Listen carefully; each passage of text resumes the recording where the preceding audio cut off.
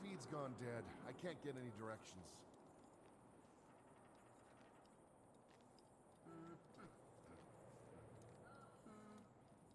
What do you think this machine does?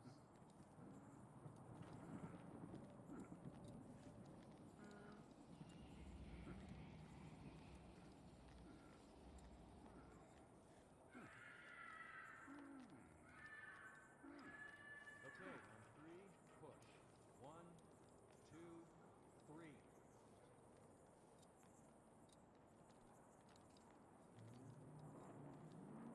The feed's gone dead. I can't get any directions. I have good news. New Monarch is going to invest in the project.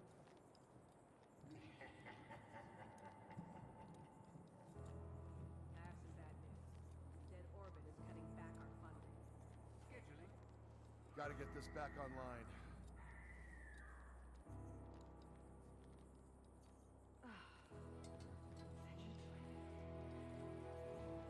Yep, it's me. I'm heading over to docking in seconds.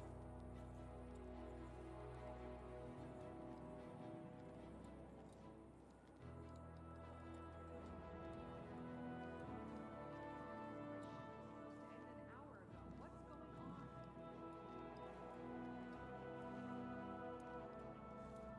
Reload the dropship. I'm calling. The Guardians need their heavy artillery. What do you think this machine Task does? completed. Can you shut off the power for a second?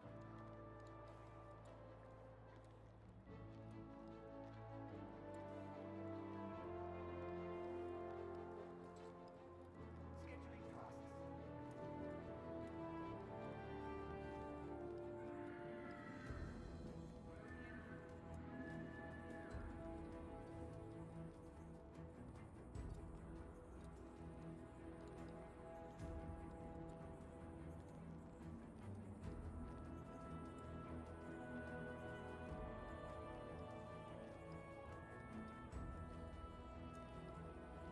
I think that's it. This is not combat zone. Move along. We'll never find them.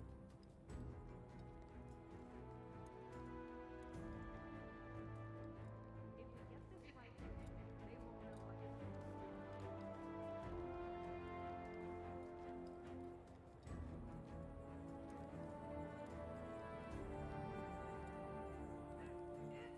Better cool. I'm heading over to docking in seconds. Scheduling.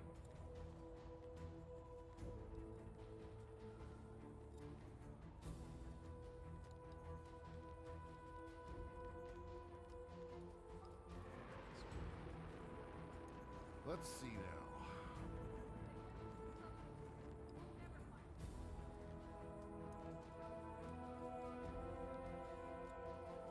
All right, let's report this data in.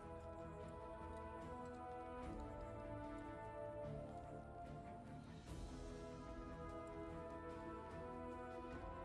that's right. You're being reassigned to South Shore.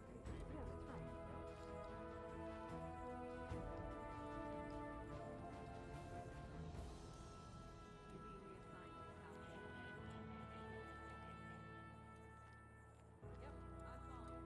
All clear.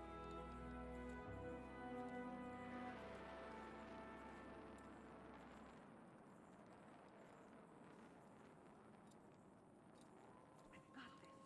My ship was supposed to end an hour ago. What's going on?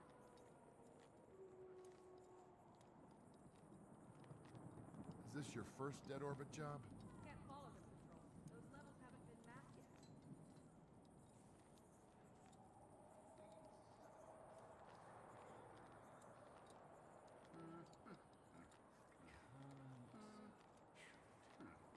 We better fix this or we both lose our jobs. I have good news. New Monarch is going to invest in the project.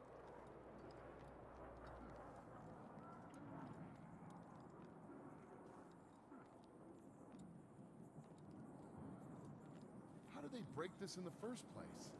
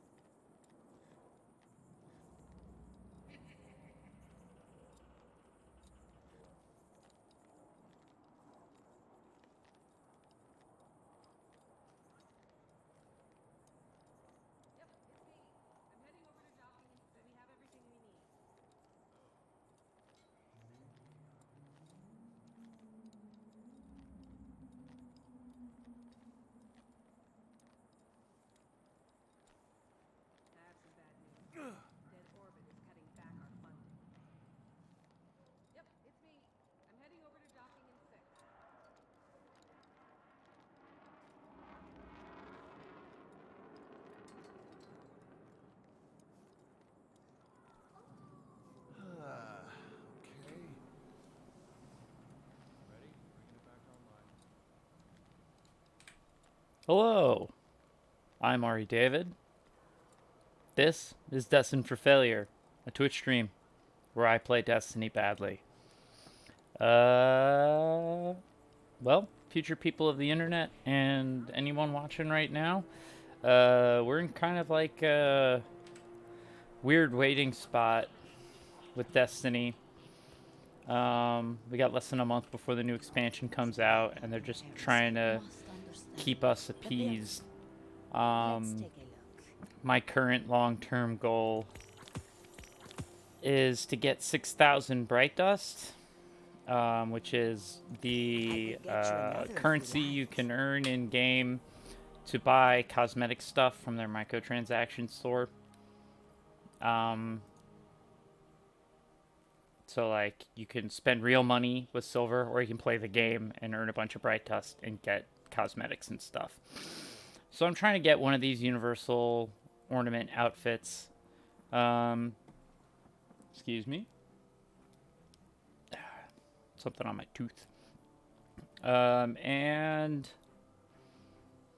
I want one of these. I think I want the one that's not Halloween related, because I already have the coolest Halloween one possible, which is Skeleton Man. You don't beat that. So Stay safe. I'm gonna finish doing the bounties that will earn me Bright Dust, of which I have 4 on this character, and then I'll probably hop over to another character to maximize the amount of Bright Dust that I earn.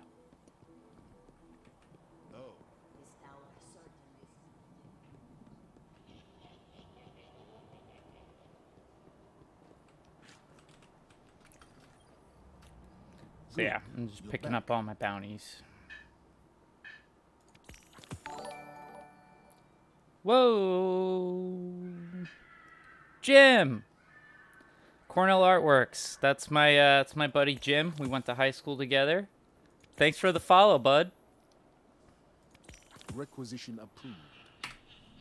Remember what you fight for. Cornell Artworks. Check it out. It's my buddy Jim's work. He's an illustrator and an animator, and he works on Archer, which is true. And now he followed me because he's a good dude.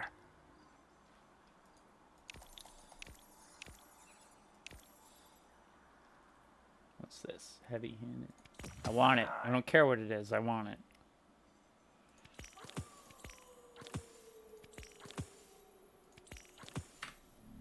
Keep it loaded. Let me... Hold on. Sorry.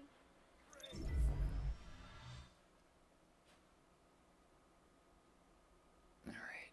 Come on, load. Load. Load, you bastard.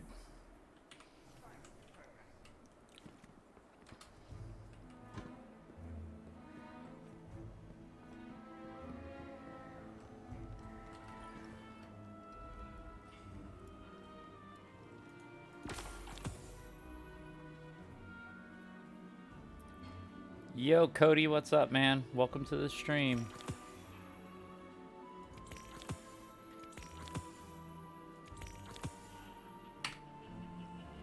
We're just getting started. I was a little late today because I had to write. I had articles due, and I just had to get that. I just had to get them done.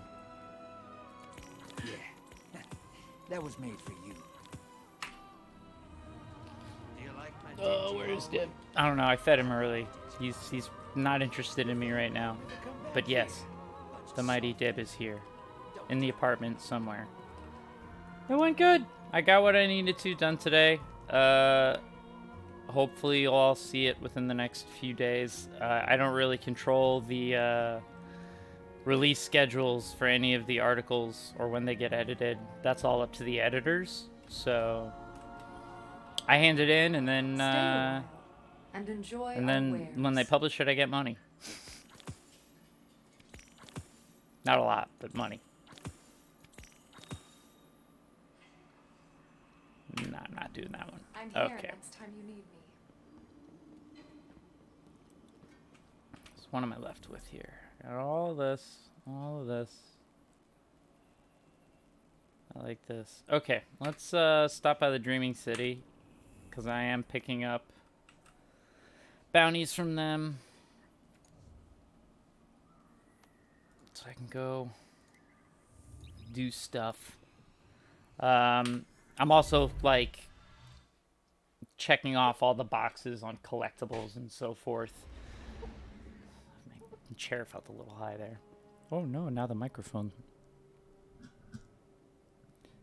Let's see how to word this question. Okay, I'm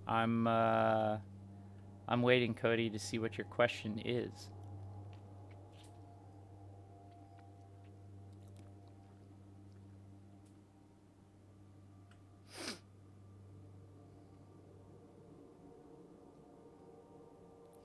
Ah, you're talking about the TLDR. Yes, I do that as well. So there's like, CBR does these like slideshows for every article, which is what Cody's referring to. They're called the TLDRs. No, it's fine. I can't really talk about the content. Sorry, I still got shit on my tooth. But I can talk about some of the process, and it's an extra thing. Like, you get a little bonus commission for doing it, because you'd be surprised. Good fight, I see. Yeah. Hey, Manly, what's up, bud? Hey, there's Dib. Look, he ran right up. I think that was probably my girlfriend chasing him. All right. I'm just gonna take these. It'll serve you well. Until next time, cousin. The Dib has arrived. Don't lose heart. Quite correct. We're in this together. All right. I am now. I've got all the things I want. You can attribute it to that, that he sensed your presence mainly, but I do believe my... Hey, Sin, welcome to the chat. I do believe that the reason for his being here is because he's super hyper after getting fed, and my girlfriend just chased him around a bunch. Let's do Vanguard Strikes, because I feel like it. Again, I'm at hard power cap, so, like, getting rewards doesn't really matter that much to me. I'm all about this bright dust. Well, it's interesting to hear that, because a lot of us writers, we get grumbly about having to do the TLDRs, but the editorial staff is insistent that readers love them. So you've proved the editors correct, Cody, which is fine. I've gotten pretty fast at doing them. It's just like one extra thing on top of the article. Like, you finish the article and then they're like, also, we need 8 slides. So I just got to do arc damage a bunch. I got arc on. Okay, let's just do Vanguard. Let's just do Vanguard Strikes. I don't feel like doing Nightfall. What do we got here? Solar Singe, Iron, and Heavyweight. Okay. Today's modifiers. I'm still getting used to this fancy schmancy new mic stand that Greg sent me that gets that microphone right.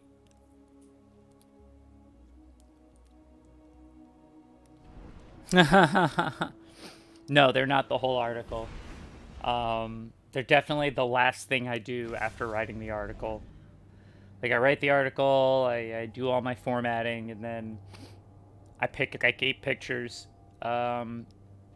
I have an advantage because I know how to use Photoshop, and there's a lot of people who either don't have it or don't know how to use it. So it's really easy for me to make the pictures. Well, were you looking at it on mobile, Cody? Because that's... The TLDRs are mostly for mobile, which is probably why you found that first. Yeah. So if you go to the website, you will not be presented with the TLDR right away. You will, you'll actually get to read my article first. And the TLDRs are like definitely really cursory summaries of some of what's in the article. Because, you know, I take like... Teach their own mainly. I used to, you know...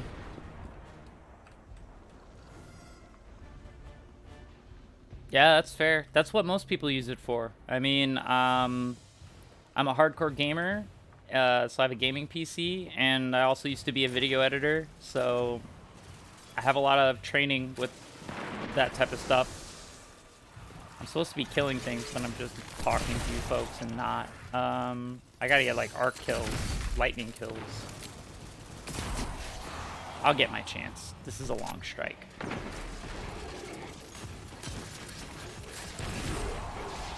Hey, artistic. Dead. I like that you like using the dead one.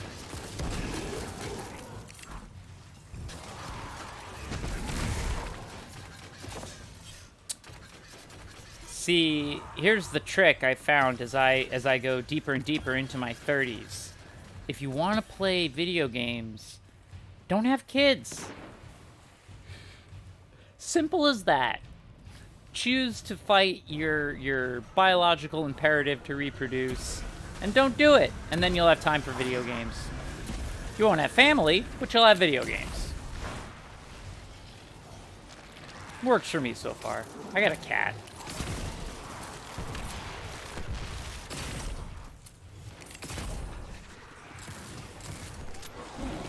I'm doing okay. You know, I'm a little late tonight because I had to do the work. Got to make them big bucks. No big bucks. No big bucks for me anymore. I used to. When I was a video editor, that made some scratch, but freelance writer, not so much. But I do really like the website I work for. CBR is full of some really nice people who all like nerdy stuff. And, you know, I get to write about whatever I want. Because I pitch a lot of articles. So, like, there's a lot of Dune stuff happening right now.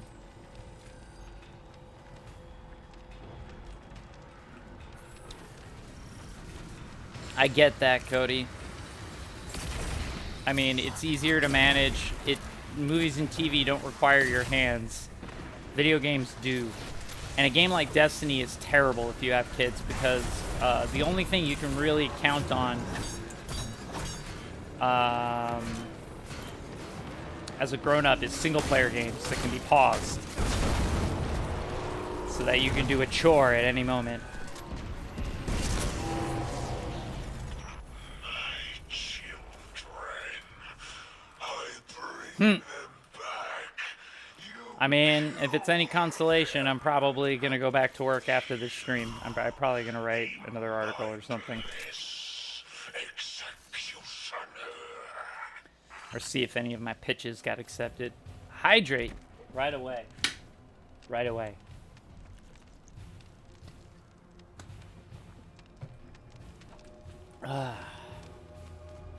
Right away.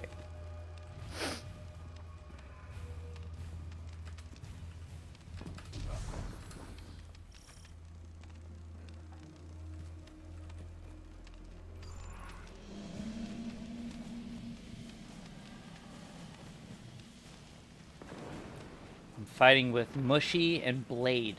I'm presuming the vampire hunter, but he could just be a sword.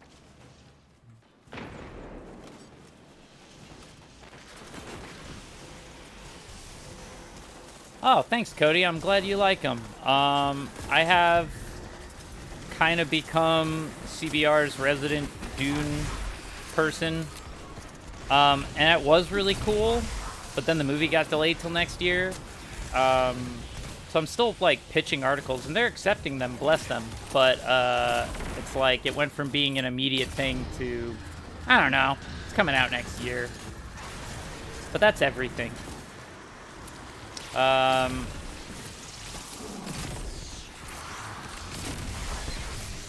gonna do a lot of coverage on, The Mandalorian when that comes out.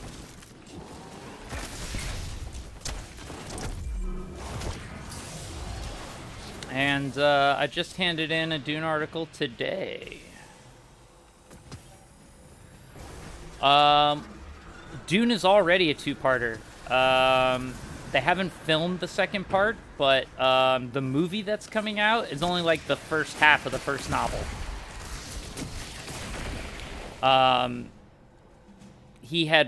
Denis Villeneuve had wanted to film parts 1 and 2 back to back, but COVID happened and they had to shut production down. So all they were able to work on was the first movie.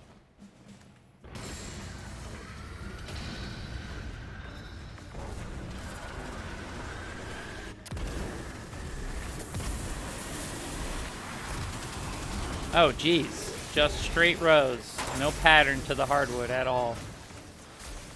I'm not a carpenter, but I've lived with them. Well, the good news is Denis Villeneuve is as big a Dune nerd as we are. And he definitely wants to adapt as much of the series as he can. He's also attempting to get ahead of any of the complaints about some of the gender role stuff in the first book, which does get corrected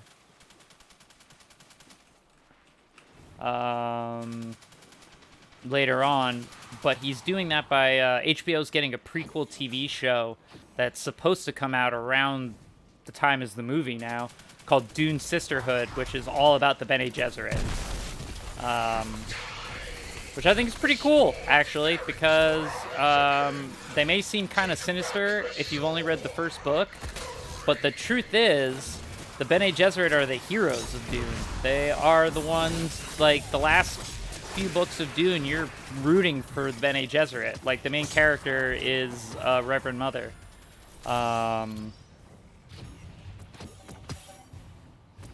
So there's a lot of weird stuff up ahead, and yeah, some people may have like scratched their heads. Why did Jason Momoa? Why is he playing Duncan Idaho, this small role?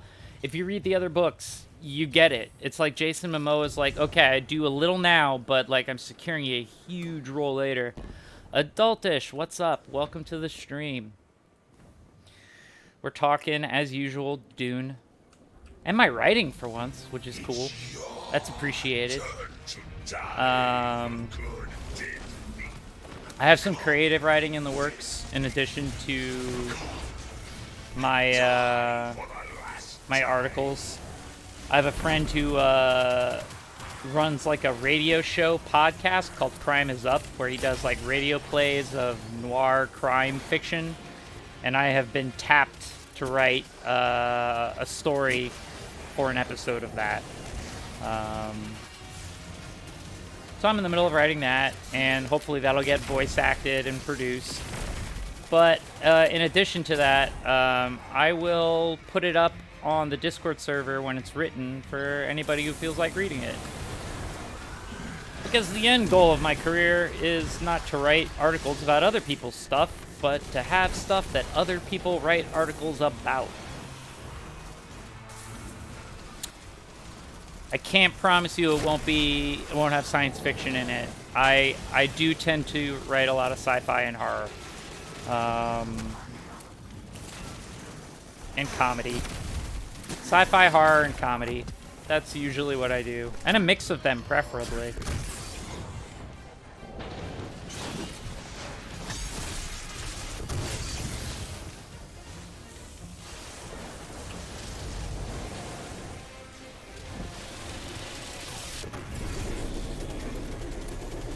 I appreciate that, Adultish. Yeah, it's, I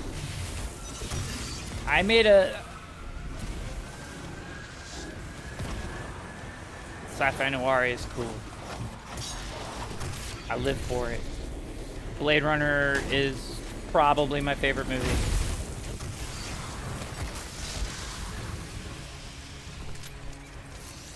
It's not even a joke. Ooh, where? Go away. Guy's just on top of my radar and refusing to stand in front of me. The jerk.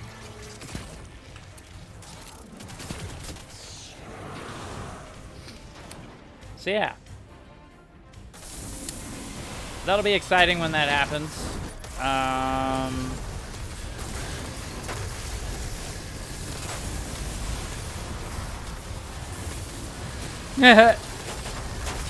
Stay humble. Stay humble, mainly. Nah, be ambitious. I want to write lots of cool stories for a living.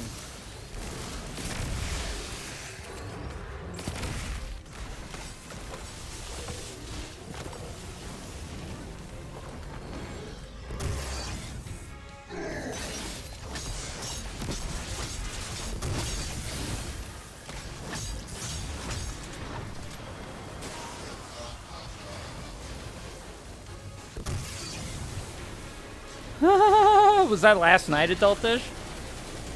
That Greg accidentally started his stream by itself. I don't even know you do that. Does he have shit on a timer? He uses way more gear than me. Admittedly, the gear I use is only what he sends me, but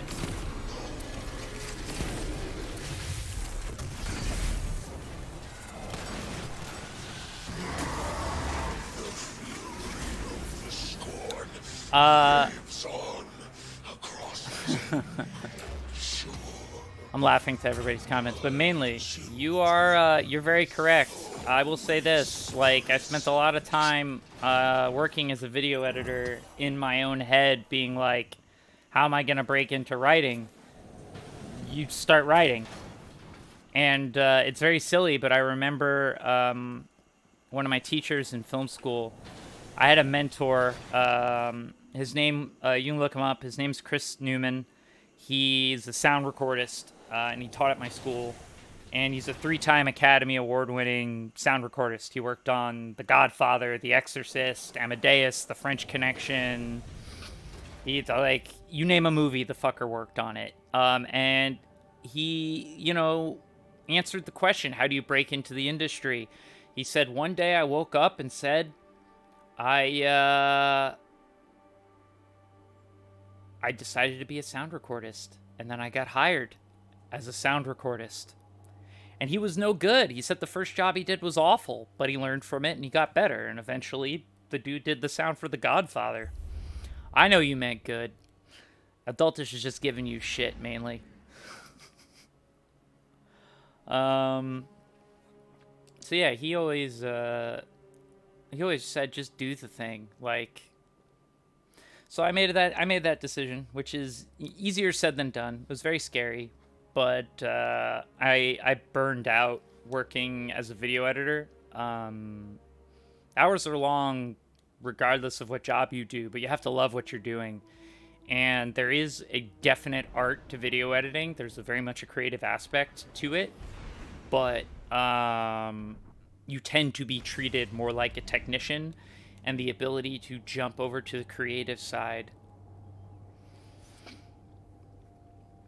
Mainly, I got news for you, man. This whole time you've been on the stream, it's been social interaction. You've been talking to me, you've been talking to the chat.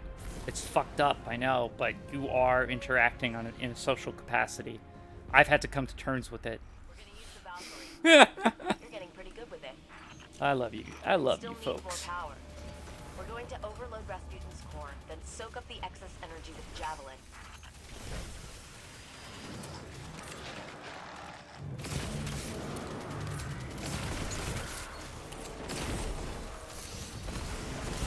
Open the core Definitely. I like, and hit it with everything you've everyone got. seems to be enjoying the Halo streams I'm doing with Pat, which is good. We're having a good time.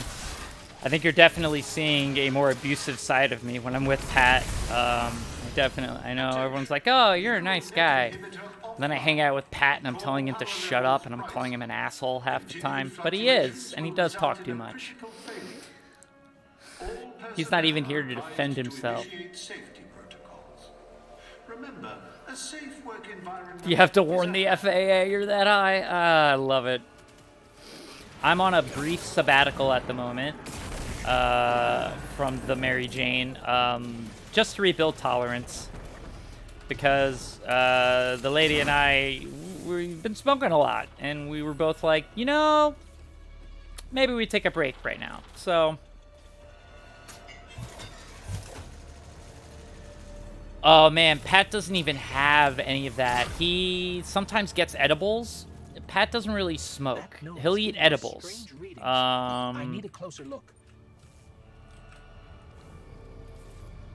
Yeah, it's nice. It's nice to take a break also just to know, like, oh, I'm not a fucking drug addict. Like, you wake up in the morning and you're like, weed would be nice, but I'm not losing my fucking mind or going into withdrawal. So that's always reassuring, I find. I can quit anytime I want to. And then you do.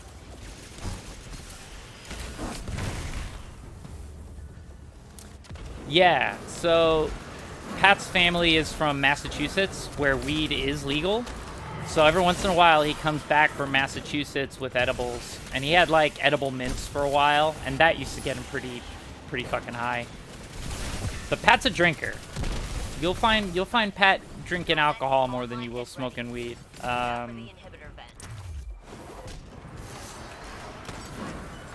don't want to quit either. I have no desire to give up the marijuana. I do get some medical benefits from it. It is not purely recreational. I mean, beyond treating anxiety and so forth.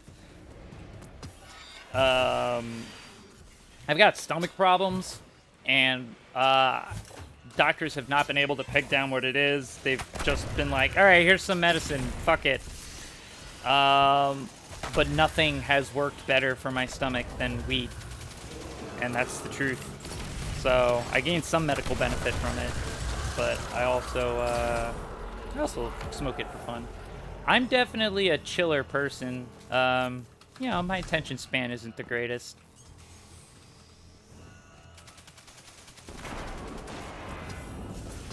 Great work.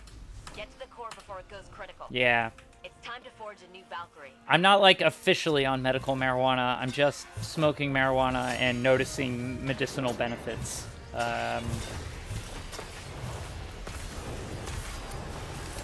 Which is a difference, but it's fine. Really use the Valkyrie right now. It's all good. Kind of. The Valkyrie is ready. All right. I need you to throw the Valkyrie into the core and force a full meltdown. Gotta force that full meltdown.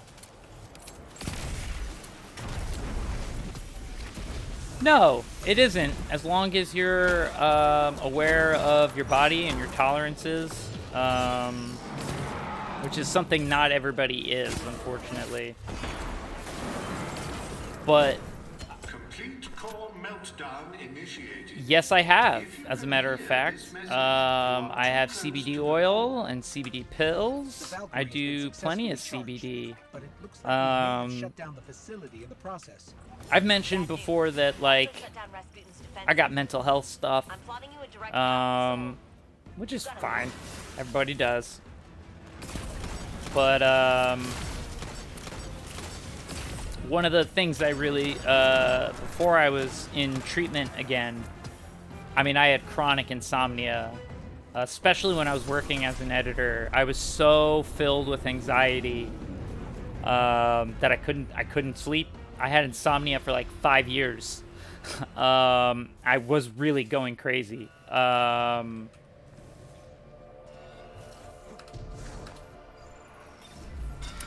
Yes, it does, Adultish, because the strains are not all the same. So, like, strains have different CBD versus THC counts. Mainly, please feel free to correct me. But this is my understanding of weed. You're much more knowledgeable in such things than me. But, I've never seen anything so powerful. Be careful. so the CBD doesn't fuck you up. The CBD is antispasmodic stuff. It, like, helps with nausea and stomach pain. The THC is the shit that gets you high.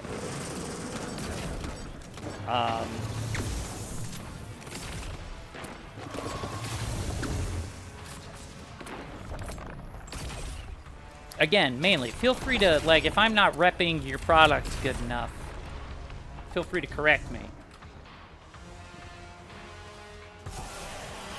but I am an accomplished stoner. They do, but they have different amounts. So, like, for example, some people buying medical marijuana who don't want to get super high, they buy a low THC, high CBD strain, and then they're not really getting high, but they're getting the medical benefits. I like both. Give me maximum everything. Fuck me up. But I can handle my shit. I'm a different guy. You saved Rasputin and Mars. How am I not getting enough lightning kills here? This is ridiculous. Thank Rasputin. This was his plan. Defeat combatants with arc damage. See? Yep. Yep. Alright. Every weapon I have now is just damage. It's just arc damage. I gotta get this done.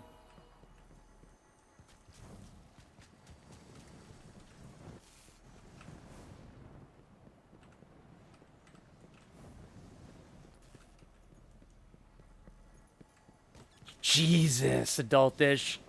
136.6 proof. That's a drink, my friend. That is a drink.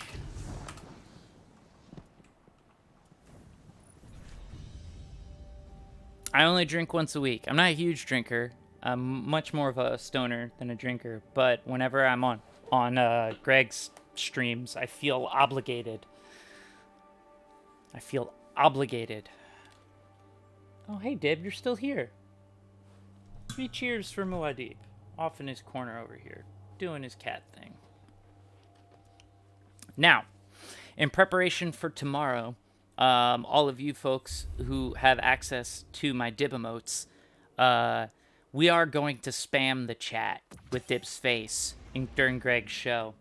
And there's a code phrase, and if you've read the book Dune, you'll know it. I will call out "Long live the fighters," because it's "Long live the fighters of Muad'Dib." And then when I say "Long live the fighters," I want to see tons of Dib faces.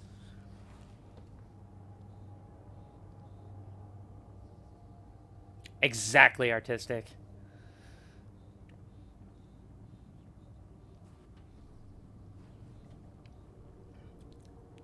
Yes, you understand. That's all I ever wanted. Oh, are you coming for attention? Look, your face came up, and now you're here. You're leaving. You're trying to leave, but I'm gonna pet you for a second.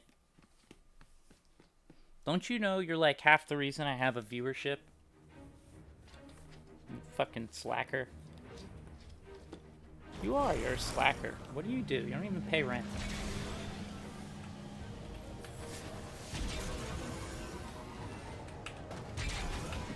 Yeah, and he's gone. Little jerk.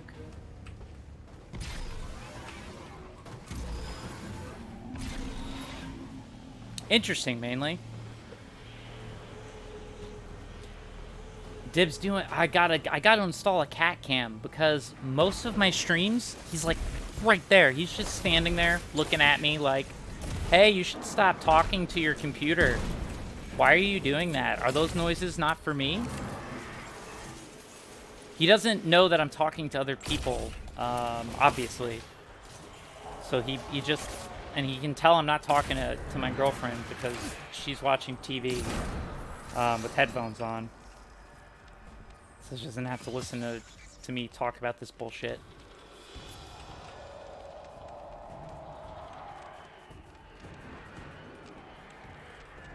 Alright, where the fuck am I going?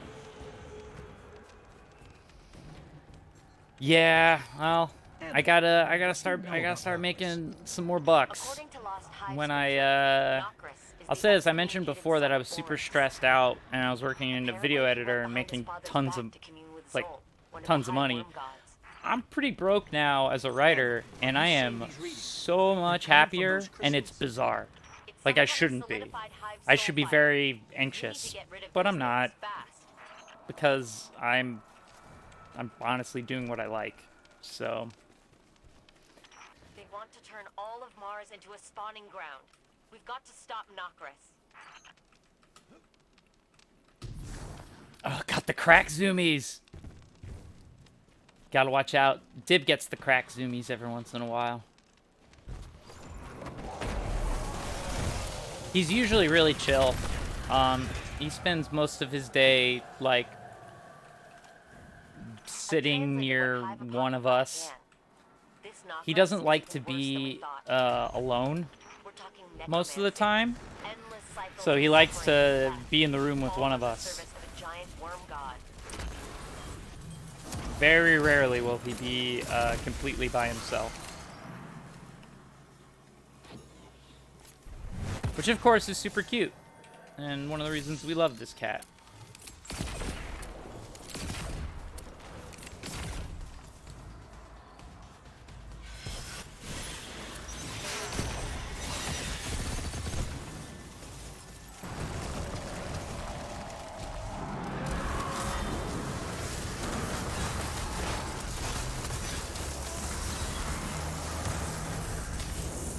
Have to go pop Palpatine.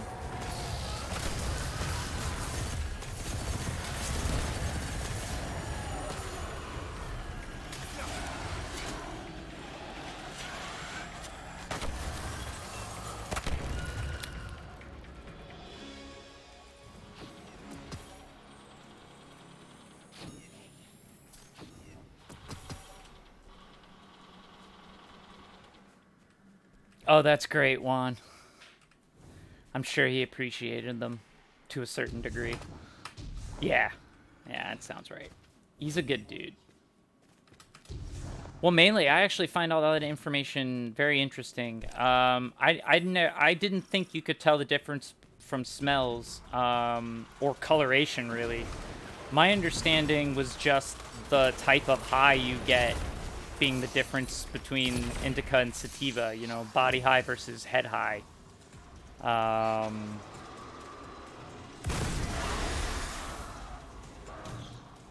tend to be an indica man, indica couch. I tend to enjoy indica blends more. But that's just me. To each their own.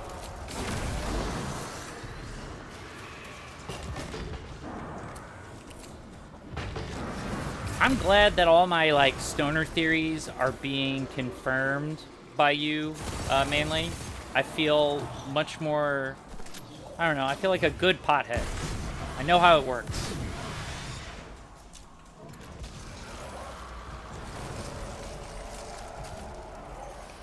I mean, honestly, the smell of weed strains is where a lot of them get their names. Because, like, they'll smell kind of like lemon or orange. They'll smell a little like something else, and then they'll come up with a name for it. Excellent. I mean, unless you're super cool like Mainly, and you name your strains of weed after very cool role-playing game characters. Like Mr. Friend, who's showing up tomorrow. More shenanigans with Mr. Friend.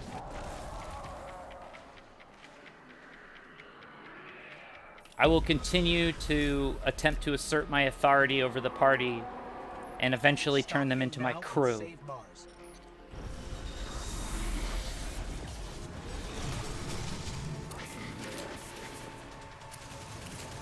They'll understand my power.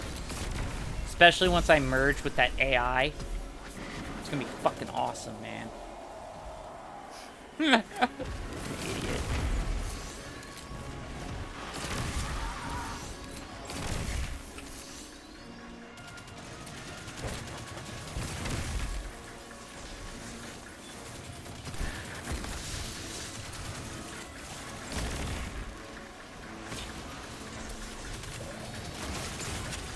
Hey.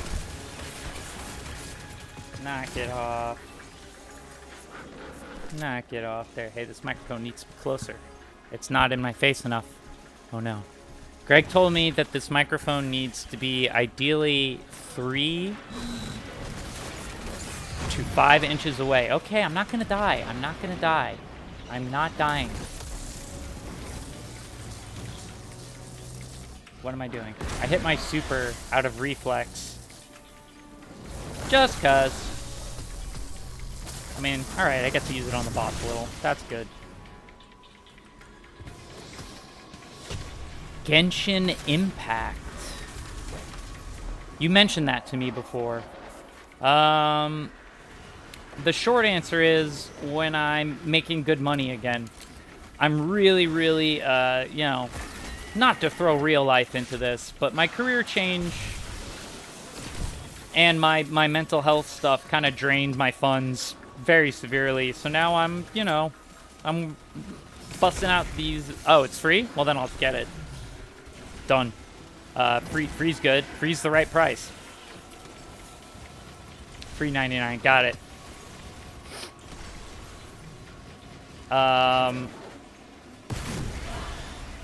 Yeah, there's like a lot of games I want right now, but I can't get them. And this is like probably the first time in my life where I've been at that point. Like, I desperately want to get Star Wars Squadrons. I'm a big Flight Sim fan. I have Star Citizen. I could technically boot that up at some point. I also have Elite Dangerous, though I don't really like it.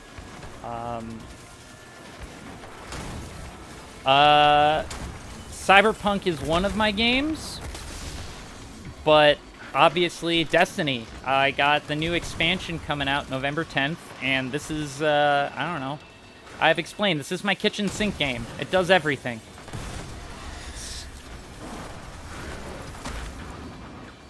See, Destiny's my main bitch, and then everyone else is the side piece. Until, like, a single-player game comes along. If there's a really good single-player game, then I'm gone for a while. Like, I missed...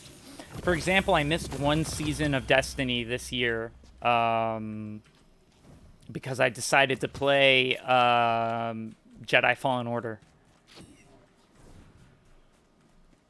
So my concern is, with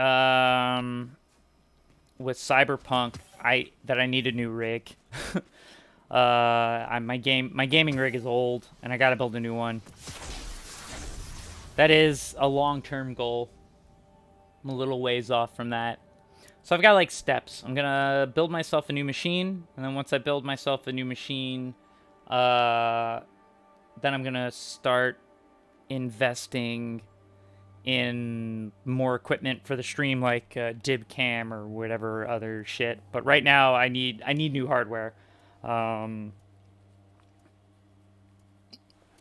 like my crap's running things pretty well, but it old. It very old.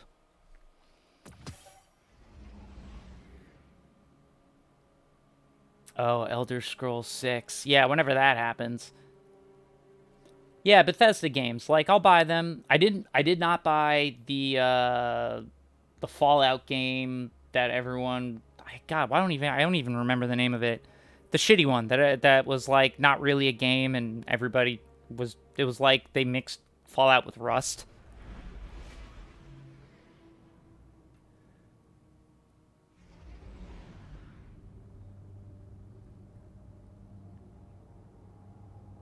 I'm, like, reading what mainly dropped.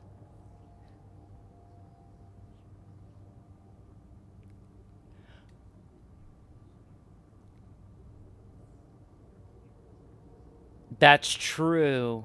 Adult Dish. Also, first off, mainly, that's excellent. That's an excellent explanation. When I buy, I can never get a pure 100% indica. I'm always getting some kind of blend. Yeah, and Bethesda being owned by Microsoft does completely change the game for them. I don't know if it does it in a good way, Head to the power station. but I've got a plan to take him down, but I need your it help. does it.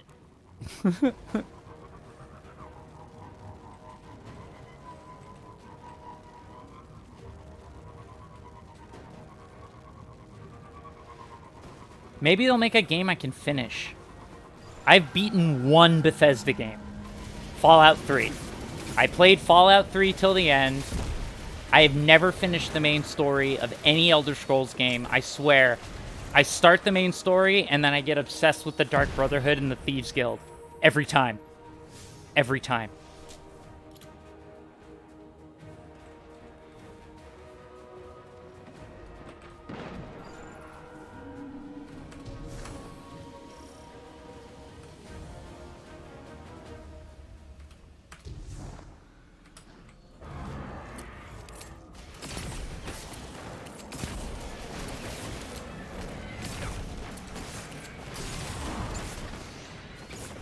I'm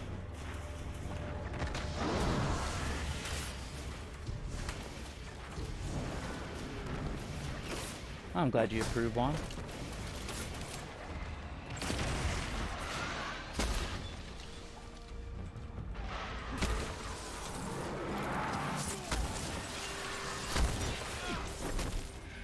I beat the Fallout 3 main campaign.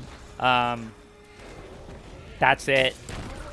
I spend most of my time fucking around in those giant... Like, the problem with the Bethesda games is the sandboxes are great, and there's all these nooks and crannies, but it lacks impetus in the main plot. Like, I've never really felt that drawn to completing the main plot of any of their games. Which is a critique. Then hit it with everything you've got. Hey, Greg. There are spaceships, but it's not a mechanical thing. Like, spaceships are cosmetic. And all they do is change how you, like, teleport in to a scene.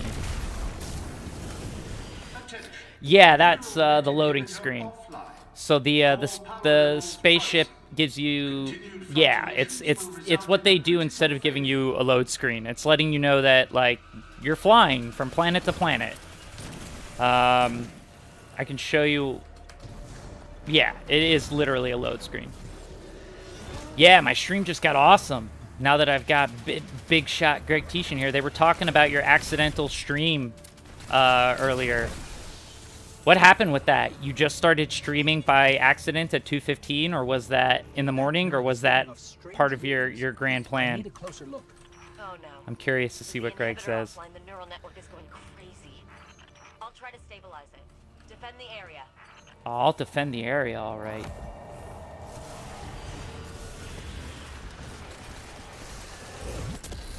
I'll defend all the areas. He says, defending nothing, as his teammates kill everything before he can do anything. I'm trying to get extra kills. Like, I need to get lightning kills. Arc is what they call it.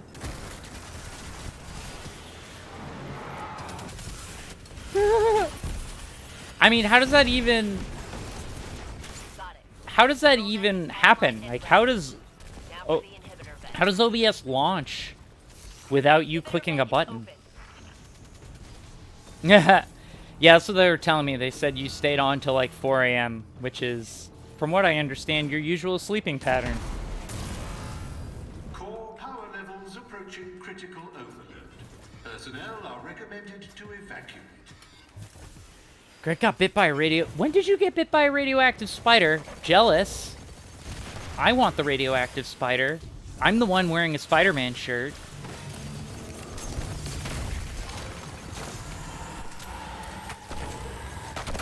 I can't imagine Greg putting on a bad stream.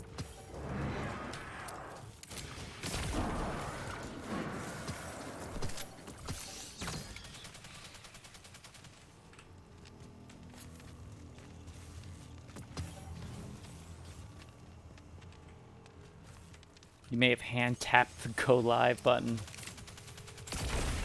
Yo.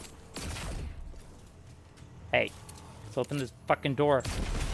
Go. Great work. Get to the core before it goes critical. It's time to forge a new Valkyrie. Fair enough, Greg.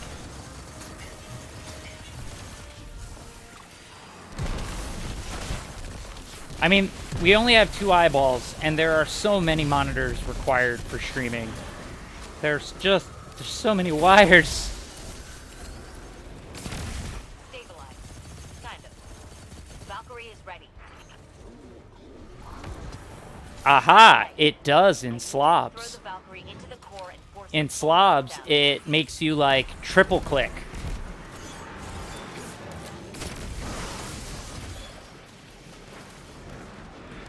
Again, Streamlabs, the, like, skinned version. Oh my god, Last Guardian? What is this bullshit?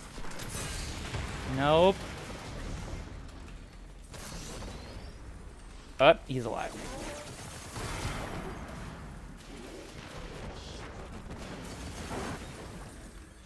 For firing missiles in a Tomcat. Yeah, like, this is, I gotta keep this sealed, otherwise I might accidentally launch a torpedo. They sell confirm buttons at advanced auto.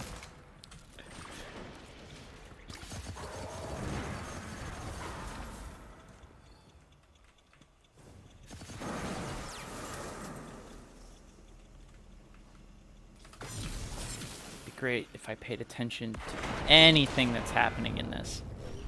Complete core meltdown initiated. If you can hear this message, you are too close to the core.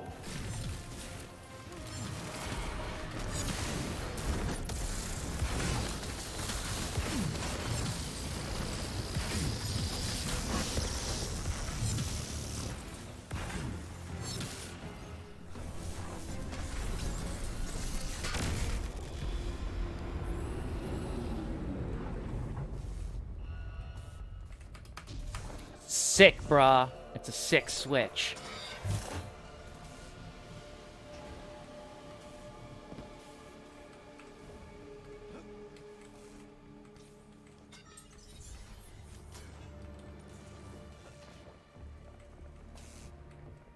Yeah.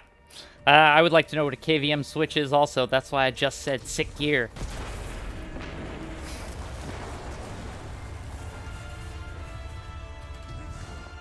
Seen anything so powerful. Be careful.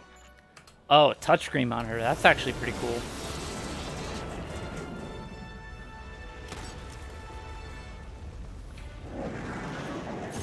I love how you haven't given up on the PC yet, despite your abject hatred of it.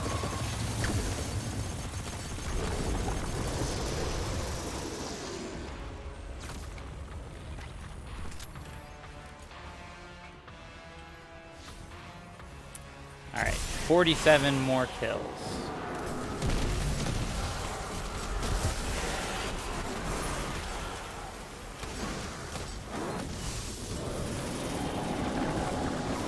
Keyboard video mouse.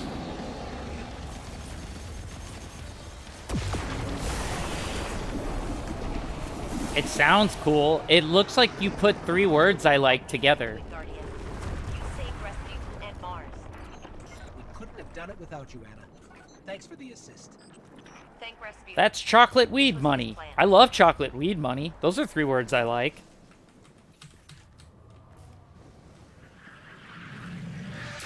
Oh, you are all you PC haters. You're just Mac elitists. I understand that Mac is streamlined, but and I have my Mac laptop is like right there. I have a MacBook Pro, but I love my PC.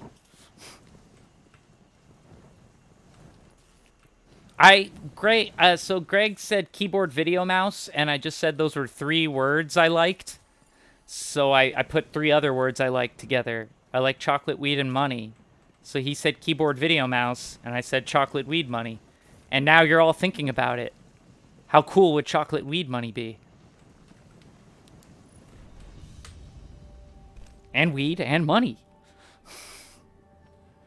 I want all of it. CWM, that needs to become the new, like, standard. I've started it. I've started another thing.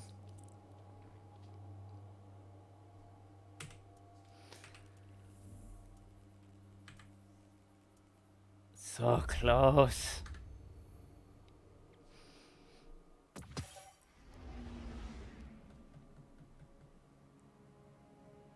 Ricky, you can't have chocolate weed money. Adultish, is that Ricky? Is that Trailer Park Boys thing? I've watched a little bit of the Trailer Park Boys, not a lot.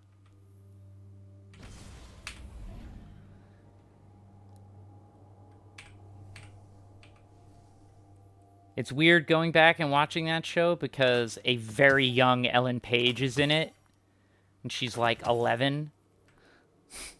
Cool. Alright, I just wanted to make sure I was picking up your pop culture reference, Adultish.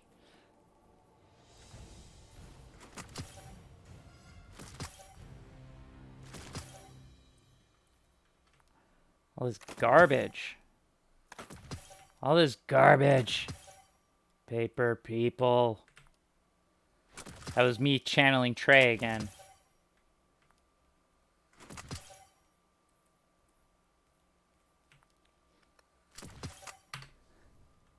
Greg, I just hope you're okay with Mr. Friend trying to become like Don Corleone, but a hacker.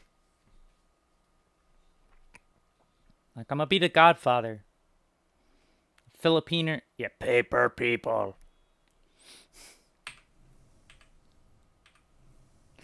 I am Eastern. I am in I'm in Brooklyn. Been experimenting. 11-inch touchscreen display on the PC.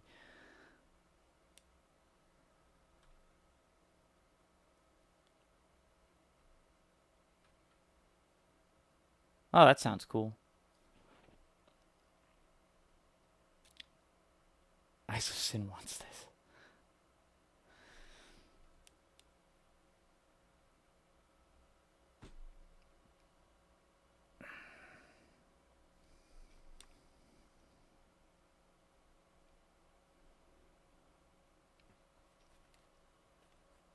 Now the 27 weird ass angle.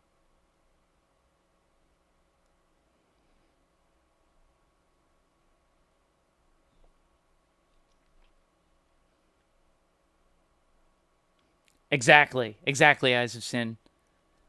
You come to me on this day of my solo's wedding? You asking for favors?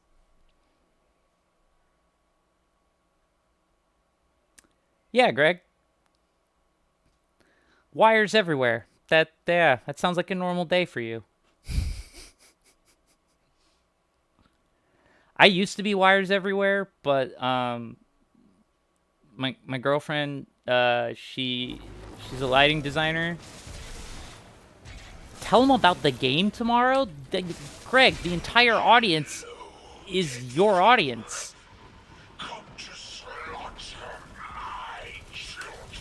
Everyone, like, we established on my Monday stream that I have exactly one viewer who I did not poach from you. Thank you, Greg. Every once in a while I can do a good imitation. Yeah, I like it's really funny that Greg's pitching his show on my stream when I'm the one that's desperately like, hey, follow me. Okay, I'll tell them. We have our Cyberpunk game tomorrow at 9 p.m. Eastern. Okay, I'm sorry.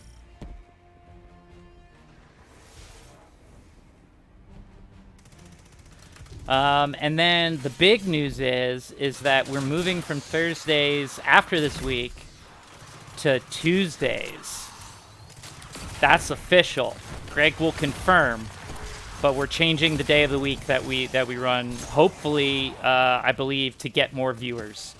Because from what I understand, Greg is angry with how few viewers we have. Not as angry as he was when the show wouldn't start for an hour and a half last week, but, like, angry.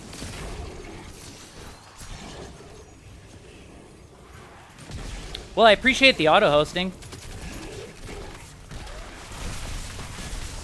It's all jacked up on that Empire.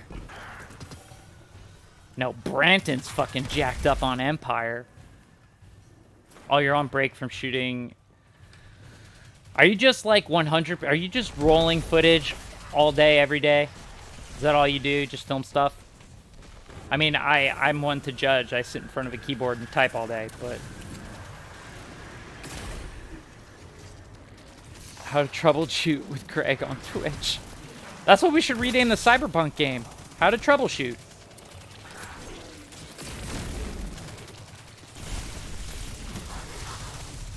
Ah, fair enough. Kids. Hey, Mask, what's up? Alright, I got 2. Oh, technically 3 viewers, because my friend Jim just followed me tonight. Got a solo, his Bob Ross drinking show.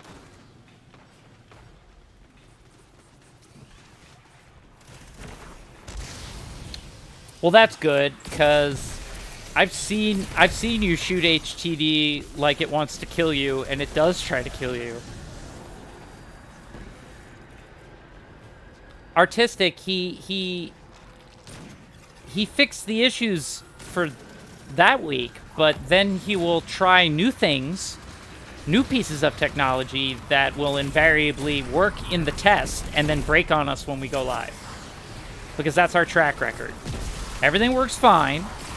We do a test the day before, go live, everything falls apart.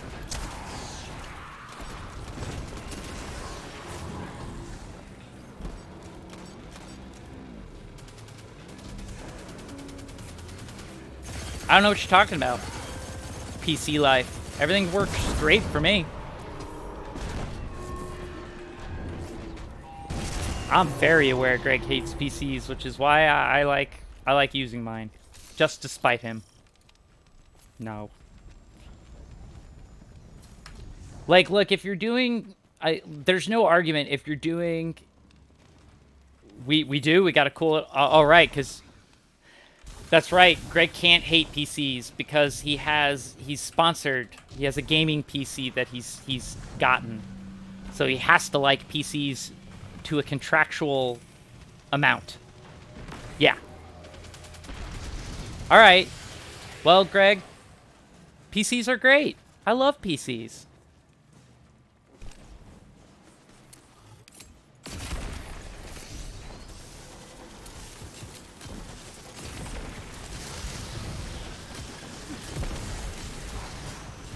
I won't lie that the interface on Mac is way cleaner and prettier, but I've always had fun with PCs. To me, it's definitely rough around the edges.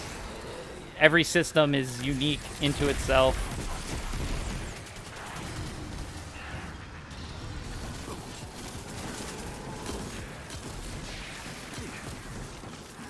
I will never shoot that green text at you. I don't know what that means. What is... Oh, green text. As in the text messages, because he only likes iChat with Apple. I understand now. I understand. I've been on both sides. I have had both an iPhone and I currently have a Pixel, though it's old as shit. And I need a new phone pretty badly. Story of all my... I did mention I'm broke in that I'm like... Yeah, I need to replace a bunch of my tech. It kind of applies to all my tech. Not just my gaming PC.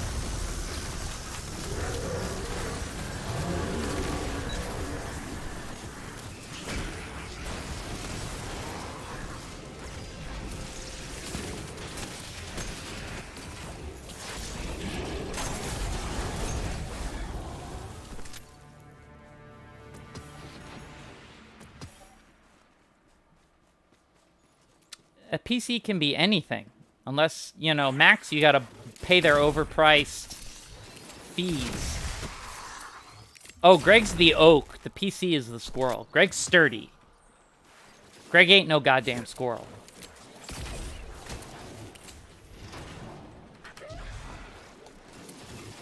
I'm speaking for you, Greg. Oh my god, die. You too. Ah, God. Razzle, radical.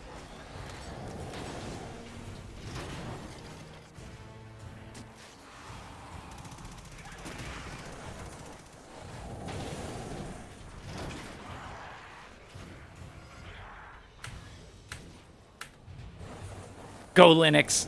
Learn to suffer, but do all the things. Eh, you're not wrong, Mask. Like, if we're actually talking what's the best, Linux. Hey. No.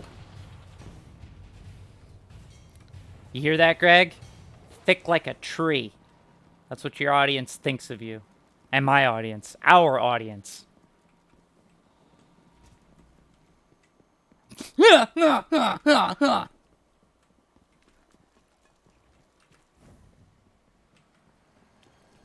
Are you talking about, God, why do I forget his name? That directing teacher you had. No, he had this crazy Czechoslovakian... yeah, Wojtek Jasny. There you go.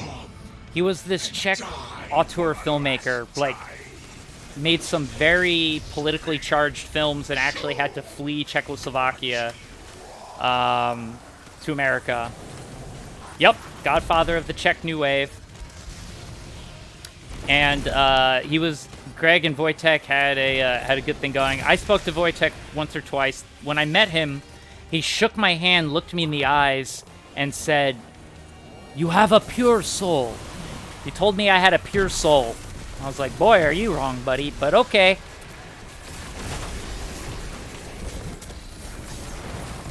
He was a real fucking character, Wojtek. He was an old man then. He passed away a few years ago.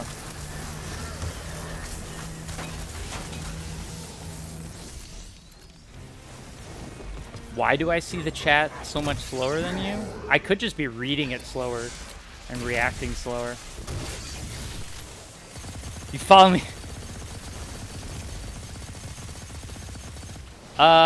The answer's probably, Greg, because I have a huge fucking buffer on. My buffer's like way higher than my bitrate, so I do that to prevent the skipping problems as much as possible.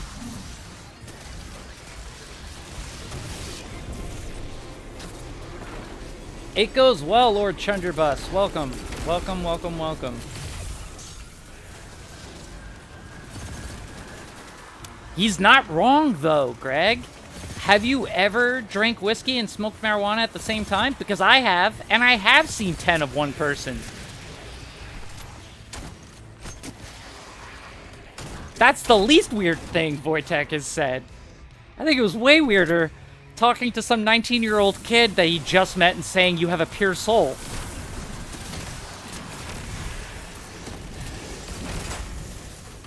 Dude, more sponsors would be cool.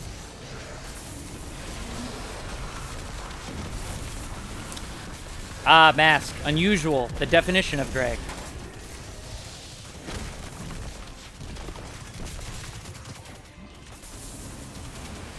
Are you heading off mainly? I saw that's my nightly routine, everyone. Oh, you're talking about whiskey and weed. Got it. I thought you were like, that's my nightly routine and I'm off. I'm like, okay. But no, I understand what you're saying now.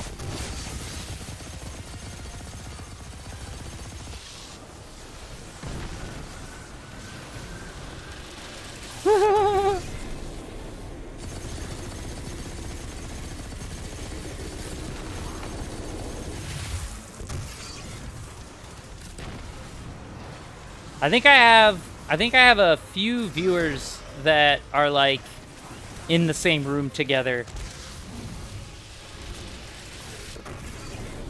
I know Mask and Eyes do that. I'm pretty sure Artistic and this one are in the same place. The fury of the scorn. Did I not finish yet? God, I gotta do another strike. Okay.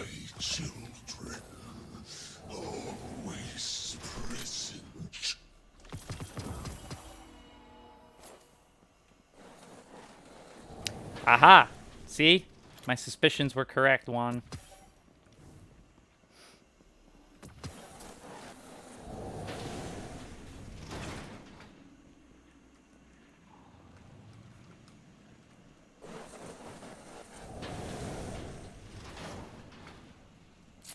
Just gonna sit here and chill. Oh, somebody made me hydrate. I forgot who did that. I'll go hydrating.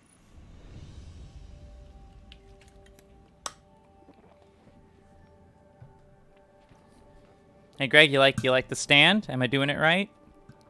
I got that sweet stand you got me.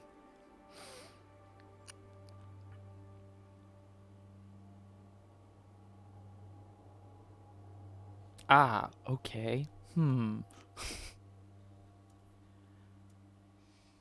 I'm definitely a Yankee. I mean, I live not far from the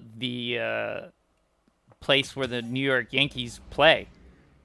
Compared, I mean, it's all the way on the other side of the city. Like, it's on the north end and I'm on the southern end of New York City. But I can technically ride a train to the Yankees.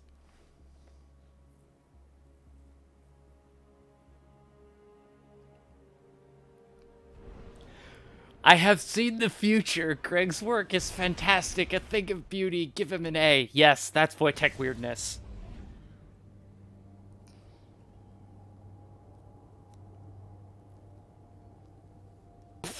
I will. That's a sponsorship I would accept mainly.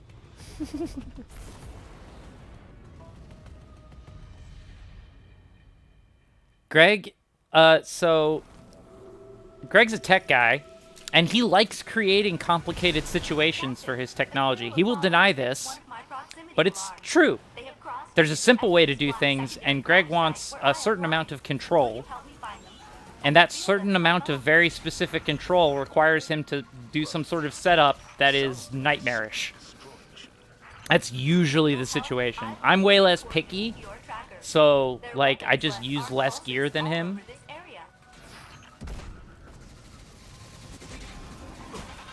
But Greg likes his gear. We'll find them. Don't get in the way of Greg and his gear. That's all I'm saying.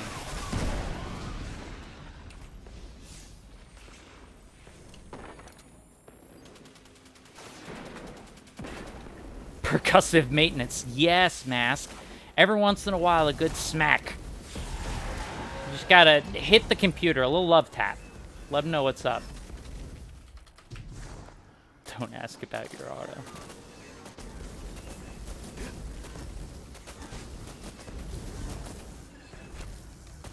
The squirrels are cheaper.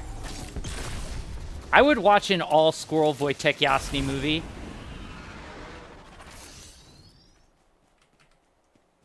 Phone typing is hard. I try to avoid it.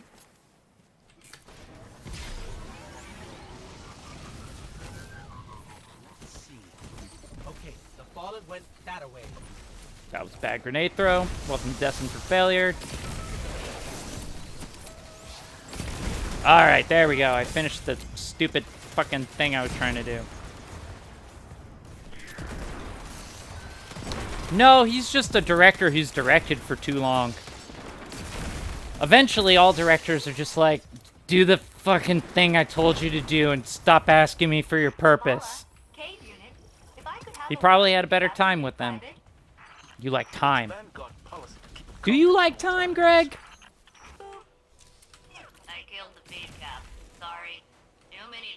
Oh, look, I'm not going to fight you. I'm not going to fight you. But I don't know if you like time. I think you hate time, because it's always against you.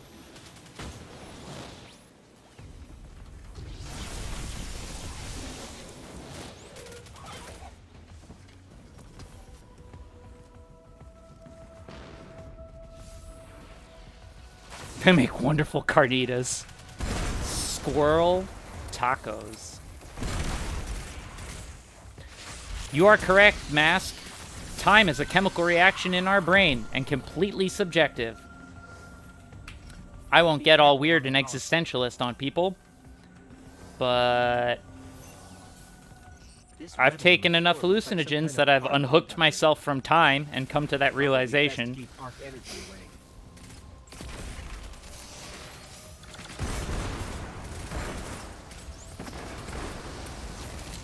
I choose to ignore time as an entity.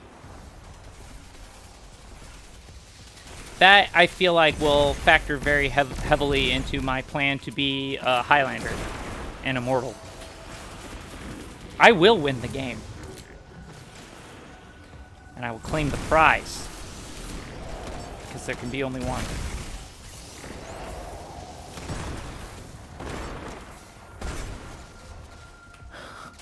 Look, Greg, you got your own tech support from your audience. Well, technically my audience, because Mask is my viewer. Haha.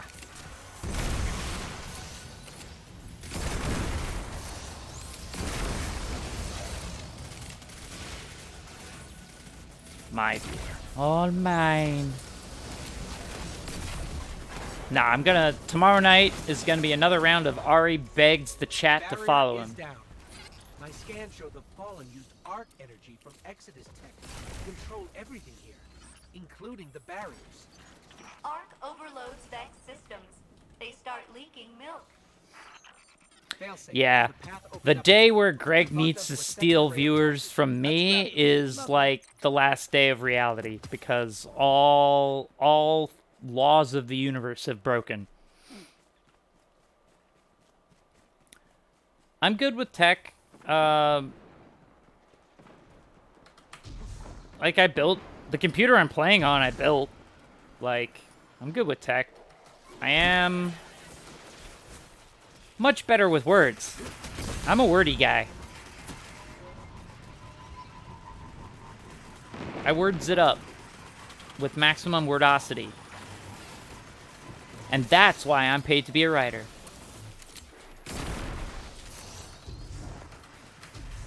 Hello? Everything okay? The rest of the ship is just up ahead. I have no intention of fighting Eyes of Sin. She was, like, We're fine. literally my Failsafe was first... just being fidgety. She's literally my first viewer, supporter person.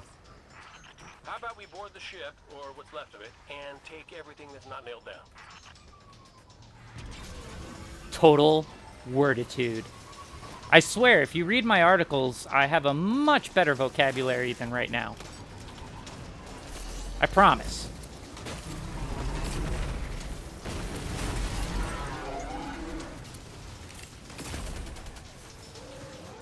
Anytime anyone says, oh my, I can only hear George Takei. For the record.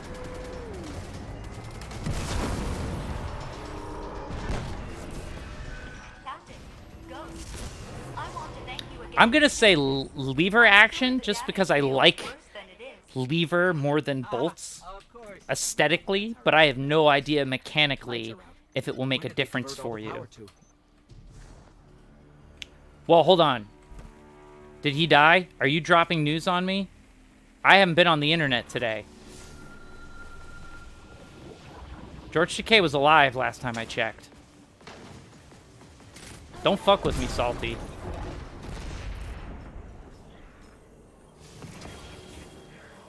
Thanks, Greg. I have a really cool guy named Greg to thank for that.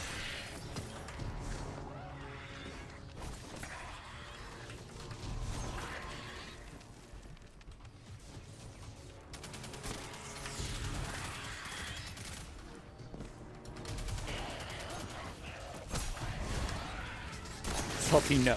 Bad Salty. I am gonna have to, like, when I gotta look up. I have to make sure George Takei is okay right now. A fainting spell. Eyes of Sin, you don't strike me as the type of person prone. Thank you, I Juan. don't think we're alone. Salty's messing with my head.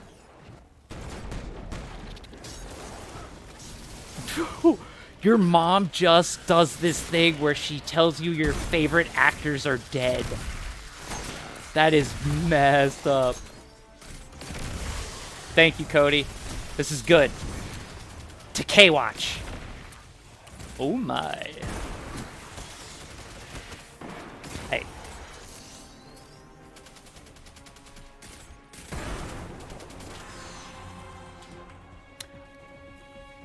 I'm with you. I think lever action's cooler. I played Red Dead Redemption. I think that shit looks awesome. Where's this boss? He's invisible, that's why I can't see him. Wait, you're gonna out-lightning me? I don't think so. I am the lightning. Stupid robots.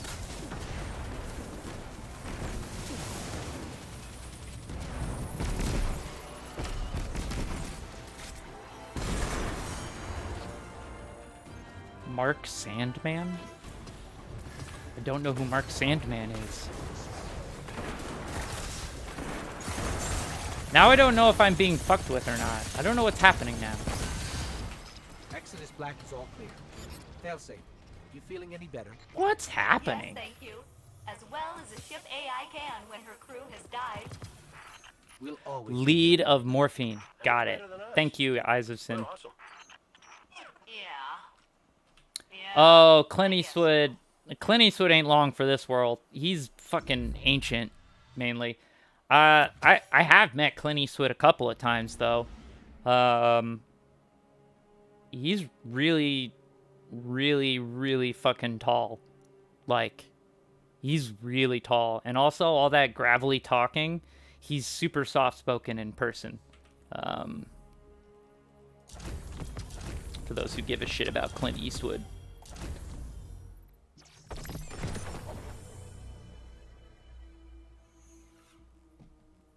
Alright. Next up on the list is probably Gambit, because that'll get me to... Yep. So we're going to go switch over to my Gambit loadout. And we'll go play some Gambit. And get me more of that sweet, sweet bright dust.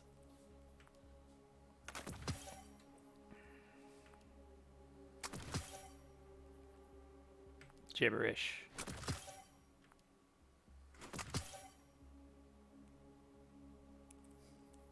Fair. Eastwood's cool. When he's not talking to an empty chair at a Republican convention. He's super cool. That was the moment where they were like, we gotta put Grandpa away. We can't let Grandpa out anymore. I want to get kills. I don't have to do any... What do I got here? That's true. Until you see a person and confirm that they are alive, they could be dead. You don't know. Object impermanence, man. Alright. We'll do that. We'll do that.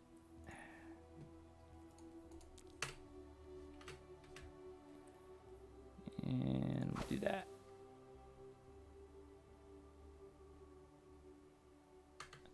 New and exciting. So, in this game, no, because we're kind of holding our breath, waiting for the new expansion to come out. The Halloween event's basically the biggest thing going on in Destiny right now.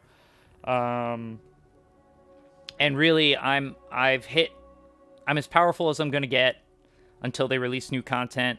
I'm at maximum power.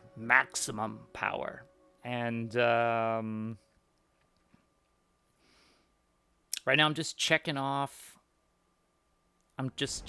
all these like end game to-do list stuff.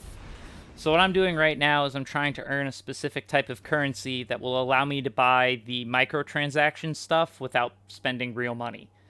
So Halloween event has some unique stuff. My mic. I wish I could tell you the model number. Greg bought it for me. It's a fine. I'll pull up the spec. I know the mic isn't the most high end, but the swing arm he got me is like industry gold standard, and it's a Rode called a PSA. It's called a PSA 1. Oh, look at that! I made it go bye-bye. It's called a Rode PSA 1. Hey, shut it. You're balanced. You're balanced. Stop it. Listen, I'm audio obsessed. Is that a pun mask? Because that's really good. Listen, I'm audio obsessed. Greg likes sound too. Greg's a sound dude. Ding, ding, ding, ding. Vex on the field. You know, mean too, mainly.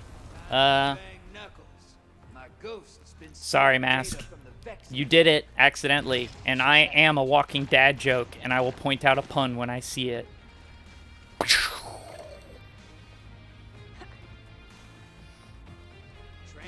prepped. No, Mask is not a dad. I can say that. I know very little about him, but I can pretty confidently say that.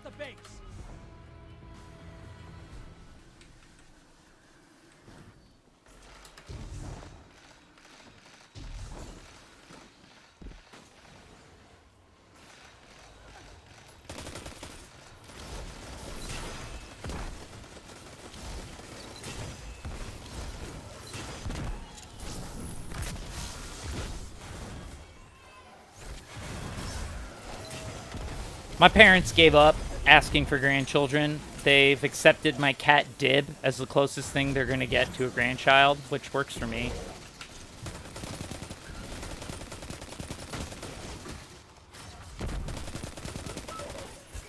Yes, the flood pun was very good, Cody. That was literally one of the worst video game levels that I've ever played in any video game of all time. I'm glad I had Pat there to suffer with me.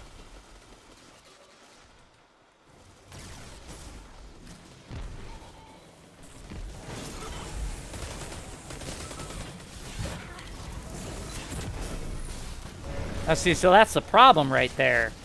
And none of this icky biological reproduction shit would be a problem if we all just put our brains into invincible robot bodies, which is my ultimate end goal. I will live forever in an invincible robot body.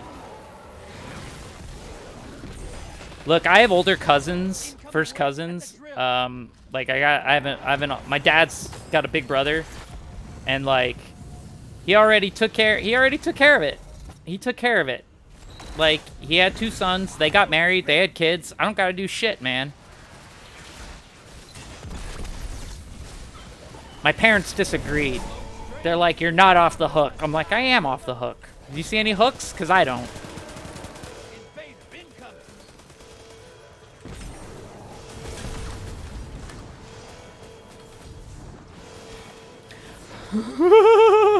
You'll rent them out. Salty, that's great. Do any of them do post-production? Because Greg could use a little help. Hey, I got him.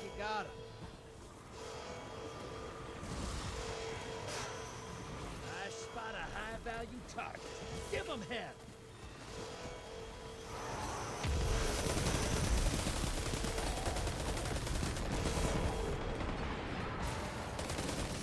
I don't know if my bloodline's strong, but we're scrappy. We definitely gave Hitler a run for his money. Hey, you're losing motes. Ice the blockers.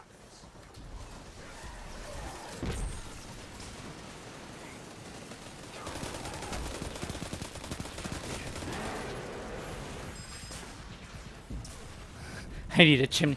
Yeah, it's got to be specifically like we're going for a Dick Van Dyke, Mary Poppins feel. Can they do a Dick Van Dyke accent?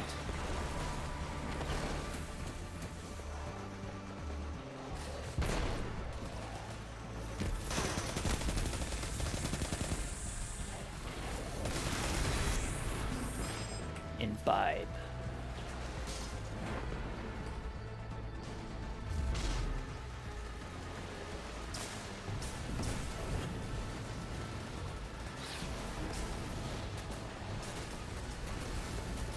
Fuck which guy? Who are we talking about? Are you saying fuck Dick Van Dyke? What did he do?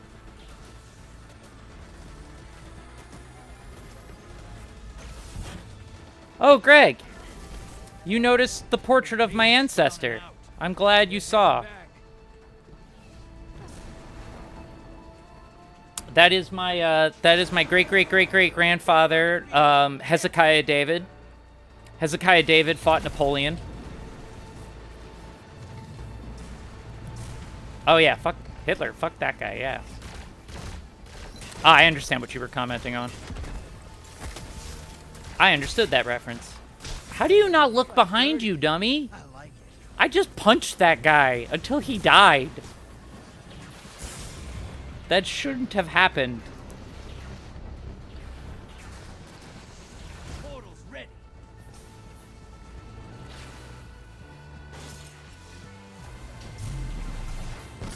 Ow. No, I keep forgetting I don't have... Yes, yes, Salty, I will. Sit upright. Quite right, quite right. You suspect you're lying about Hezekiah? Alright. I will tell you the truth behind this picture. It's me. From many, many years ago, back when I was the editor of the Wendy Williams show. My editing suite didn't have much in the way of decorations, and my producer boss, one of the executive producers of the show, came in to my office and said, Ari, you have to, you should decorate. So I photoshopped a picture of my face on top of one of those old military portraits. I went to the art director of the Wendy Williams show, who has an industrial printer, and he printed me up some copies of it. And then I put it above my desk and waited for producers to notice that there was a framed picture of myself. And I had a second one, and I also put it up in my apartment above our kitchen table and waited for all my roommates to figure out that I put a picture of myself up. And that is the story. And then my girlfriend was complaining when we were lighting this that she hated the white wall. So I put something up. I put my face up. My beautiful, beautiful face.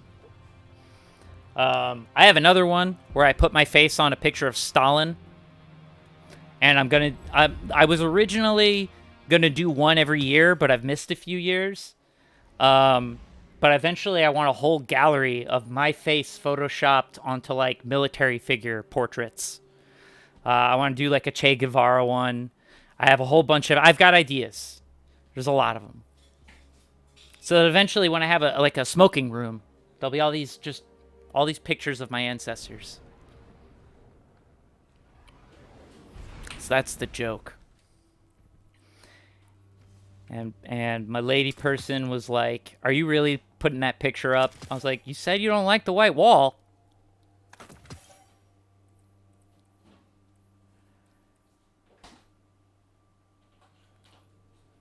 That's great. That's fantastic. I'm glad I'm glad you all approve. Oh my god, yes, shirtless Putin. I absolutely have to do that. You're right, Lord Chunderbus. I'll do a shirtless Putin at some point. I'll definitely put myself on Teddy Roosevelt's face, or maybe FDR. Some president that I don't hate.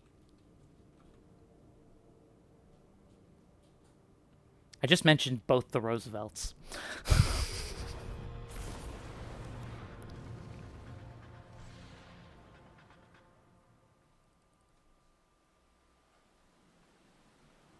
Yeah, see, the problem with the penises is that I have to put, like, a not family-friendly filter, and I also couldn't have company over, like, if there was just a dick right here.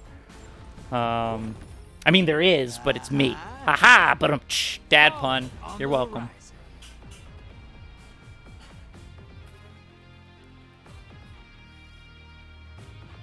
Ah, yes. Now it is the time of the stream where Greg embraces his nihilism.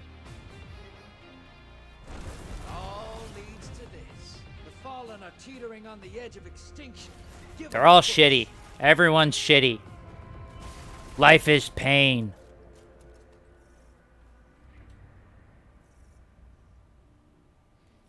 You didn't stop me.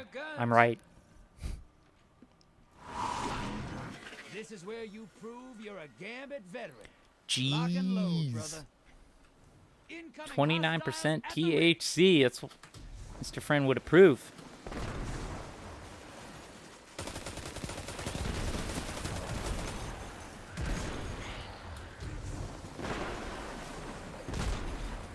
I used to be very nihilistic. I don't know if I'm a nihilist anymore. I'm definitely still a cynic and a skeptic. But, I don't know. I really, really want Star Trek future, not Mad Max future. So, like, in order to do that, I have to not be a total nihilist. Like, I have to have hope in something. Jesus. I'll say this mainly. You are fucking devoted to your work, man. You're always busting your hump. You're never just watching my stream. You're always working while my stream's on. I'm a professional bullshit artist.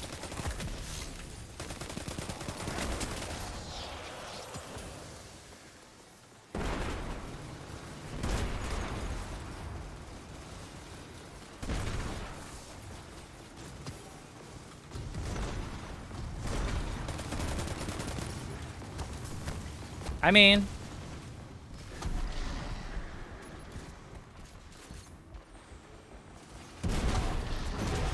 But what if your preconceived notion is the only thing I know is that I know nothing? And that's a preconceived notion. Am I still a nihilist if I believe that?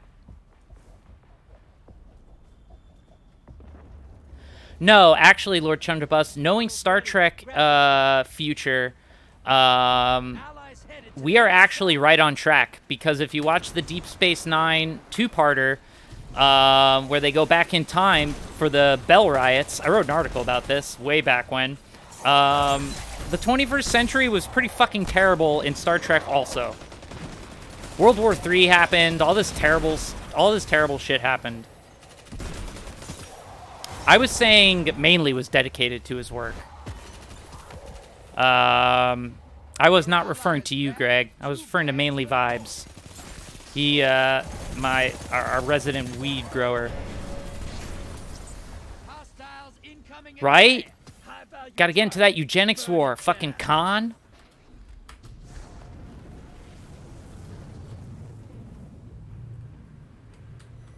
We already are the Borg. That's true. That should keep your enemy busy. Let's see more moats. Portals up. Your allies invading the other side. People are... The reason the Borg are terrifying is because it attacks the very fragile notion of self. That the collections of thoughts and feelings and memories that make up you are not that individual or unique. And people are very disconcerted by that. Which is why everyone's like, oh god, the Borg! When if you actually think about it, the Borg is perfect communism.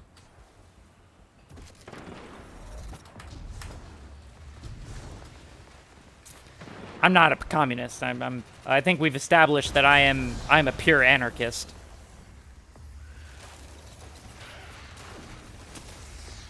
I haven't have pork and pieces of knives in your rib.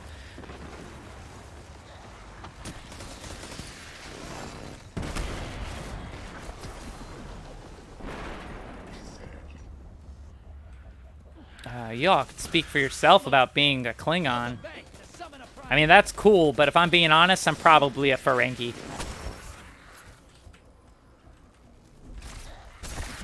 You're close. Bank and summon that primeval. Portals up. Go look them in the eyes. Your allies invading. Incoming hostiles at the rig. Your allies defeated. Bringing them back. Watch it. You're shedding moats. Kill the blockers. Hey. Well, Greg, I imagine for you, you would find the experience terrifying. Watch your back. Invader incoming. Ari, that's a stereotype. Now the Ferengi thing's kicking in. Yeah, I know it's a stereotype.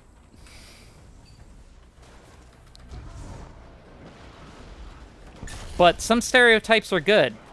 Rules of Acquisition 785 says that shit's cool. Oh, I do all the psychoactive stuff. I'm living my best quasi Hunter S. Thompson life. And by that I mean like I trip maybe once a year. But I have found personally hallucinogens to be a very cathartic experience. Yeah, so Eyes of Sin, that's like Greg. Small blocker to the other side. Well, they're hella sexist until the end of Deep Space Nine, when Quark's mother gets all these like laws to change. Mainly, I would definitely agree. Hallucinogens are not for everyone.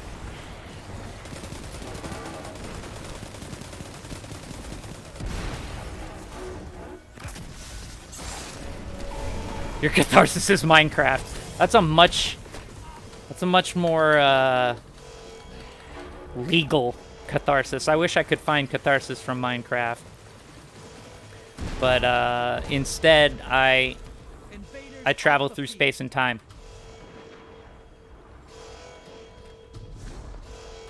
Yes, Greg. Until the end of Deep Space Nine. Then they are. You didn't watch all of Deep Space Nine, man. The Ferengi culture went under a revolution at the end of the series. They kill it, they win this. Portal's ready. No, Greg, I would 100% concur with you. You should stay far the fuck away from hallucinogens. That would be really bad for you. Invading the other side. I don't know. I'm having a good time. I have a good time with it. I make it sound like I do it all the time, but again, to clarify, like maybe once a year. I haven't done it at all in 2020. DS9's great. Give it a season or two, but I swear, DS9, like once a certain event happens that I won't spoil, things are really fucking cool. Like the show is just so good. I consider it like a companion show to Next Generation.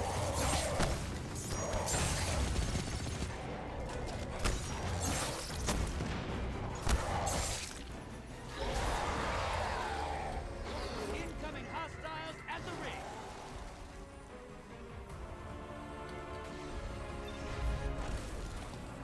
I mean, I'm not on ketamine, but I'm on a shit ton of other meds.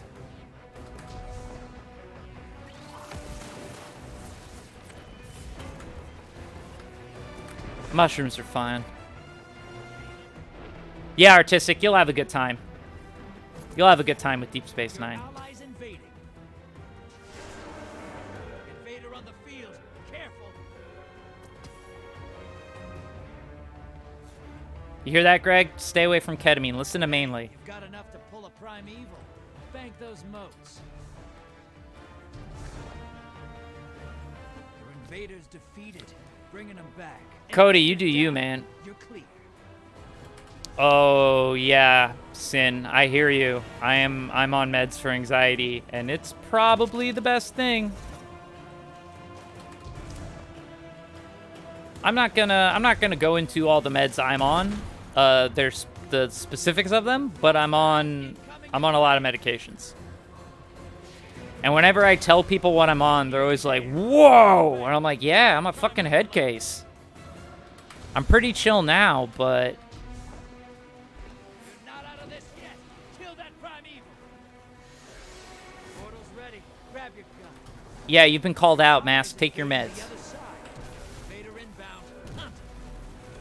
Invader down. You're clear. Interesting.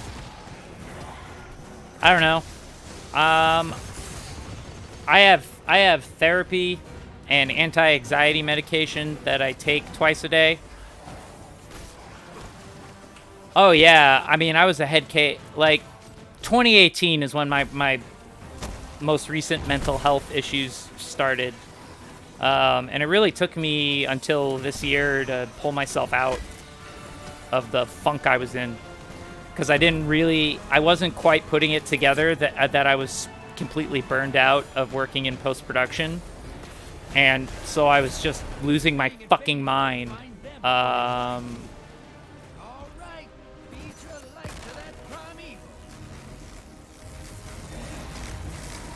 The lead's yours.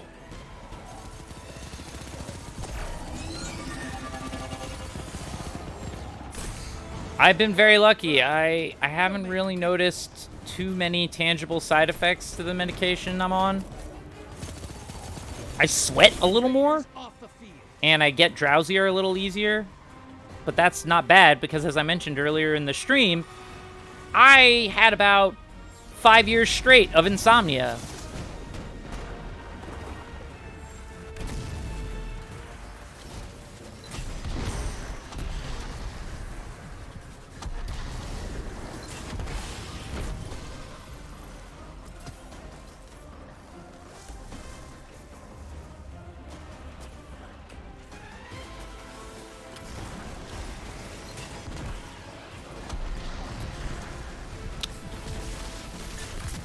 But I got all the good stuff. I got panics. I got anxieties. I got depressions. I got ADHDs. I got all the good stuff.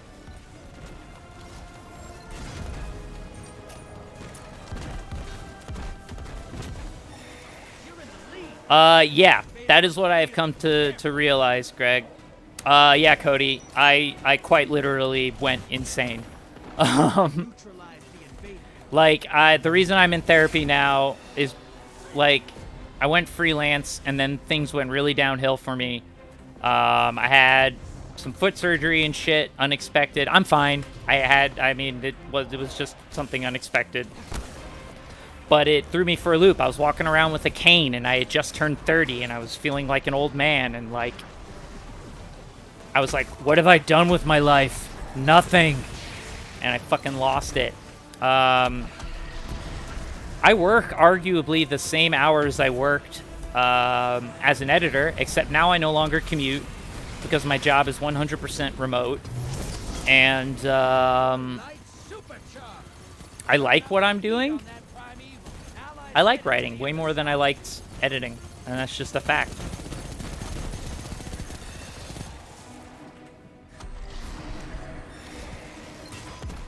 You and your knife wounds, man.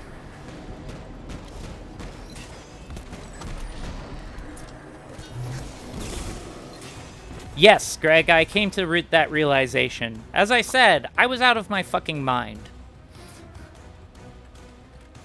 Yeah,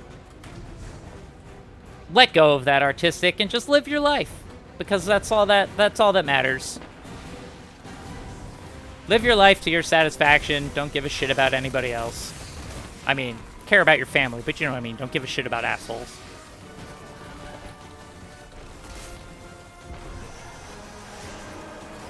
Calvinist Protestant brain poison. I love when you say things, Greg. Continue to say things.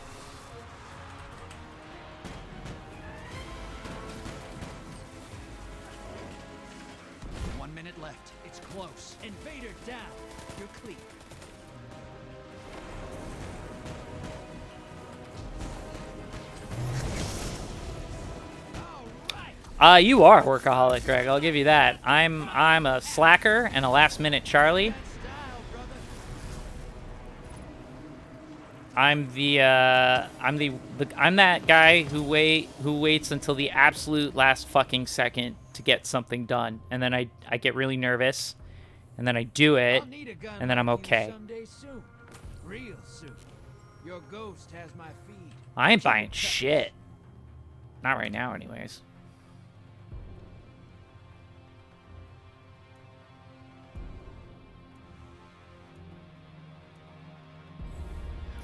Yeah, I mean, that's artistic. That's kind of my life right now.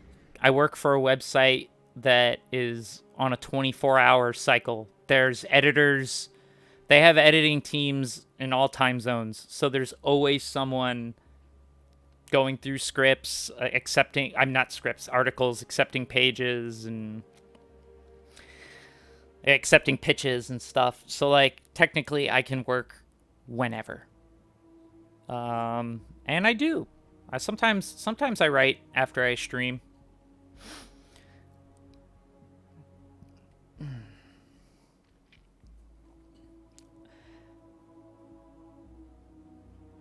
All I really want from life is just to have a roof over my head and tell stories. That's the truth.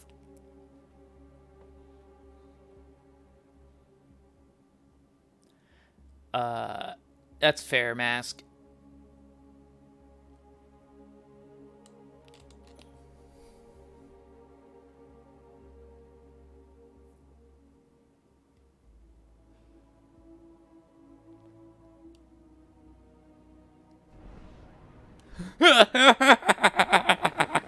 Salty, that's good. Where do we want time travel? When do we want it? It's irrelevant. I like that.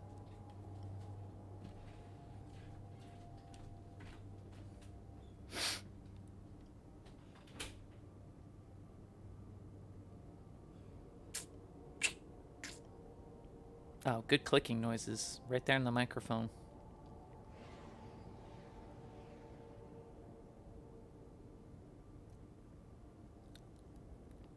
I mean, so when you say hedonism, what we're all really talking about is self-care.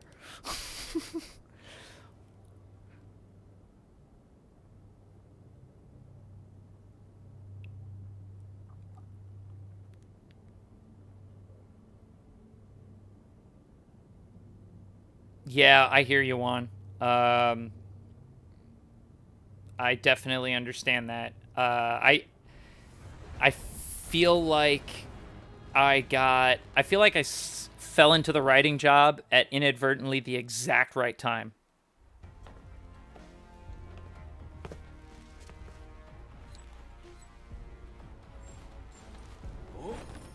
I understand what the definition of hedonism is, Greg. But people, the context, people take hedonism, much like they take nihilism out of context. People take hedonism and they think Caligula.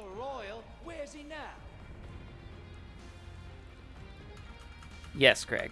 We're on a delay, but I just said what you typed. Ready to drop? Lock and load. This is where Gambit's been leading. Incoming wave at the ruins. Context is king.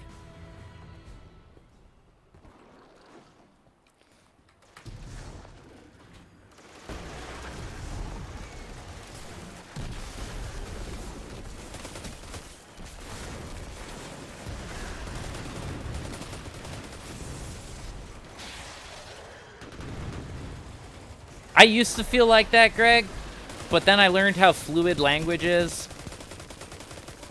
Like, in our lifetimes, we turned Google into a verb.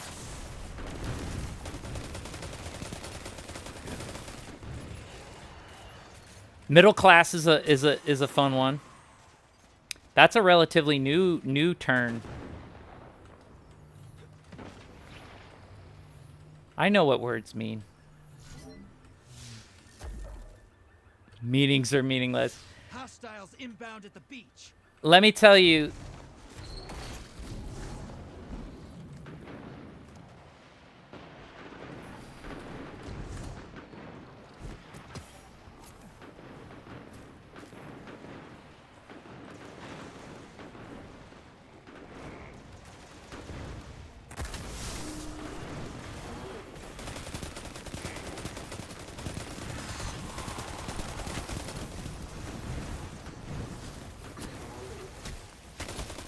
My money comes from Canada right now.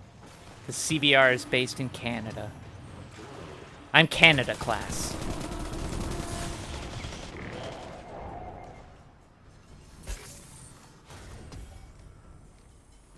I would agree, Greg. Hostiles at the trees.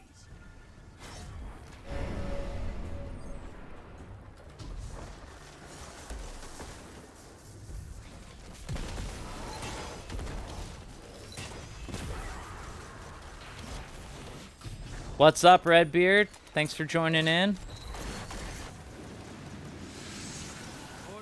Yeah, Greg's with us right now. He's been chilling, doing me a solid, giving me that Tishan bump. You know, they used to say get the Colbert bump on the Colbert Report. I get the Tishan bump. I get that little ratings boost from my good buddy, the influencer. Your allies down, but they took someone with them. Well, it's really interesting because, you know, money is an intellectual concept that we invented, especially here in America, where we're off the gold standard and the numbers are meaningless. High-value target destroyed.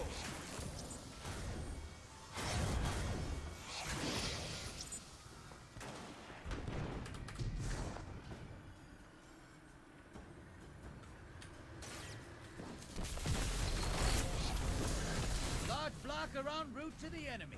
Feels good to be a bad guy, right? Portal's ready. Go say hello. Incoming wave at the ruins. Too much talking, Drifter. You are a creep.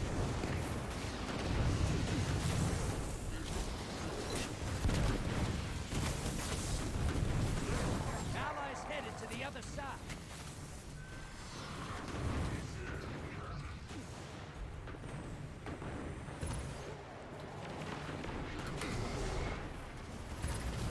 Money is stupid. I'll say it.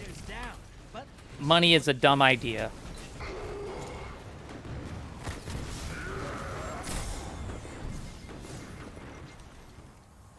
Portal's primed. Go make a mess. Allies headed to the other side.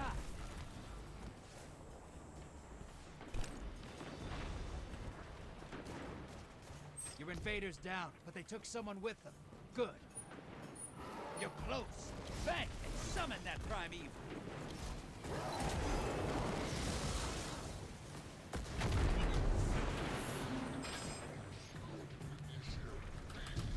It's real smart if you got it. Yeah. Almost time for a primeval. Build that bank up. I think you're missing the point, Greg. Like the way the prince is real smart if you're an autocrat. All right, good. I'm glad you backed that one up. Bank and you'll summon a primeval. You want to win? That's how. Primeval's up. Kill it to win.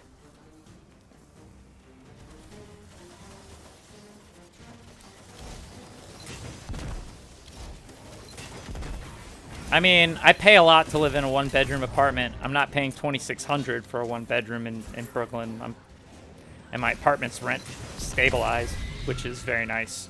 But I am overpaying for a very small amount of space. But I live...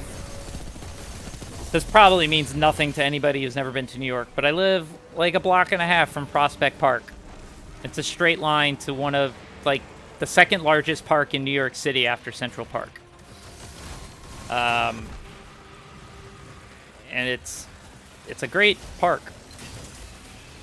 So I have nature nearby, despite living in the city, which is cool. Right. Right, Redbeard. Like I visited a friend. I went to Gen Con in 2019 when humanity still existed, and we compared prices, and his mortgage on his house in Indiana was the same as my rent for a one-bedroom apartment. But we talked. He's like, I got space, but I got nothing. And he did. He lived in the middle of nowhere. There's nothing happening. And I guess that's why I'm still here. I don't know. I've explained my bizarre childhood obsession and love with New York. I just always assumed that's where grown-ups go. You grow up and you go work in New York. It never occurred to me to live anywhere else.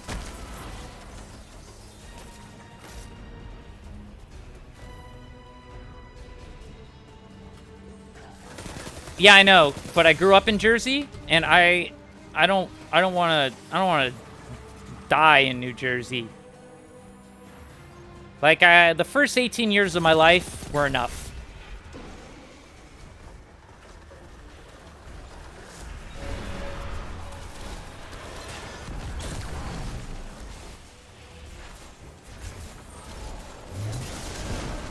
You've weaponized your light.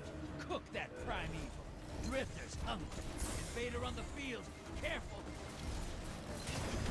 Full of meth. That wasn't a bonus, Sin?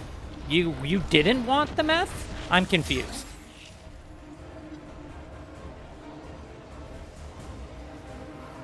So Florida, you're right, Juan. That is traditionally, you know, the concept of an elephant graveyard. Florida's that for New York Jews. That's the elephant graveyard of New York Jews. I can say that. My grandparents both died in Florida. They lived in Fort Lauderdale.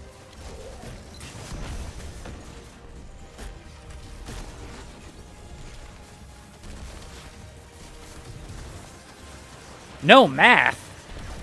How do you survive without numbers? I know you meant meth.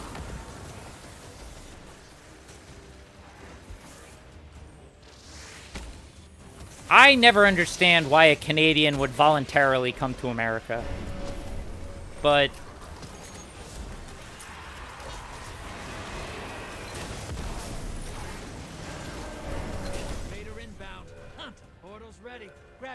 you handle the math. All right. Supercharge your light and let that primeval have it.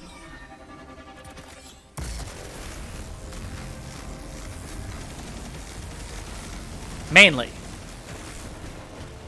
I see my name.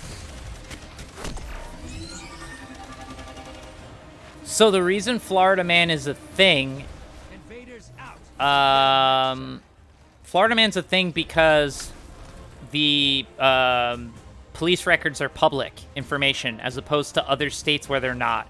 So the reason you keep hearing stories about Florida Man is because it's way easier to get access to police files in Florida.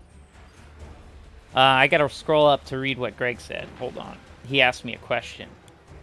Am I Jewish? Like my grandma, my mom's side is Jewish, but she knows literally nothing about... So, your grandma on your mother's side, is she... So question. So that's your mom's mom.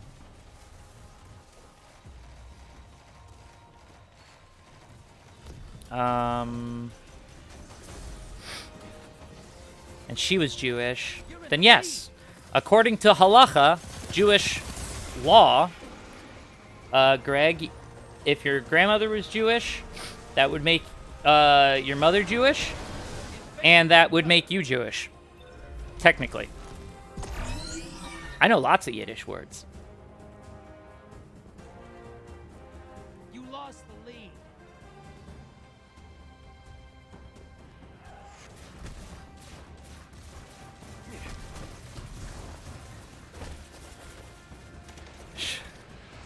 Portal's up. Go look him in the eyes. Greg, and now Greg likes hearing this because in college he used to tell me how much he wished he was a Jew. This is true. He just wanted to be like an Israeli Jew with like an opened button-down shirt and a big Star of David on, driving a convertible. Greg told me this with his words. You can't take that back, Greg.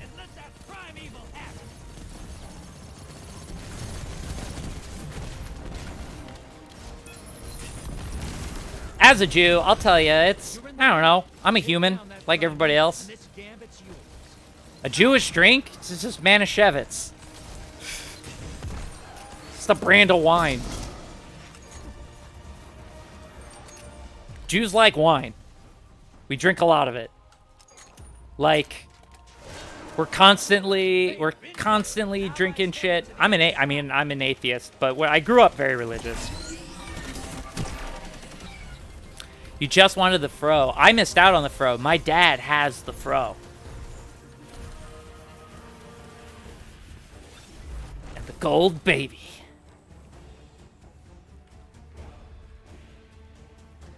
You need that Jew gold that we keep in a pouch around our neck? That was my favorite South Park joke.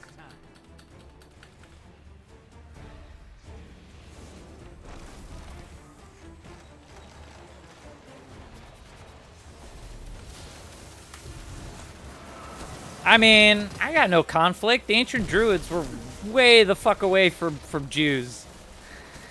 You're off in fucking Europe and I'm languishing in the Middle East somewhere.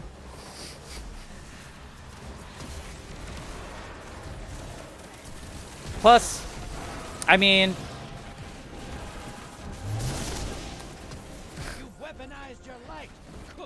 Druidia, where the Druish live. She's Druish? Really? I couldn't tell. You got it like part right, Greg. Yeah. You even got the movie title wrong. Alright, I think I finished. Funny, she doesn't look Druish. You were mean out there. Downright mean. I knew I liked you. Come back and let's count your shit. Dink dink. Oh god, Cody, now you got the fucking dink dink song stuck in my head. On the nose, get it? Get it?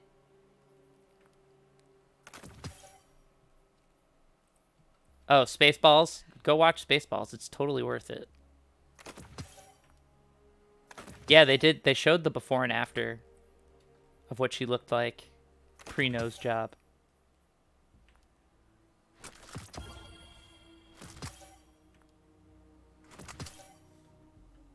Yeah, for the record, like, ethnically I'm Jewish, but I am very much, like, an atheist.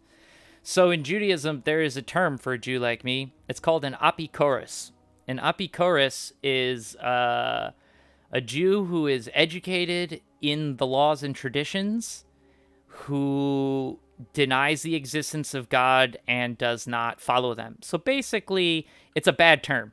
It means I'm essentially like a heretic and a traitor to my people. And that is true. I mean, not the traitor and heretic, but the definition of the word. Blazing Saddles, the best movie that would never get made today. Oh, yeah. I grew up modern Orthodox, so to explain what modern Orthodox is, it's like one step below the Black Hats. I'm still part of the chosen people, that is correct. It's not as cool as you think. Everyone thinks chosen means we're chosen to be good. It means we're chosen to be tested and put through a bunch of crap so people see how people endure hardship correctly. That's what being the chosen people actually means. It's not actually a good deal. Everybody gets that wrong. They think we're special. It's no, we were chosen to be responsible and take the high road and show people how to behave nicely. That's what chosen means to the Jews. And I'm definitely not holding up my end of the bargain. So what do I got time for? I started late. I can do like one more thing. We'll do like, I still got one more Bright Dust bounty related shtick here.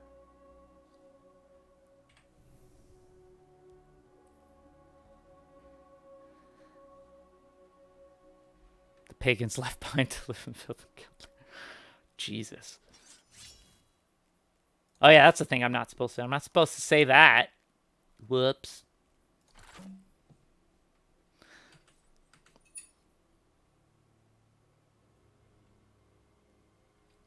Yeah, pagans are fun.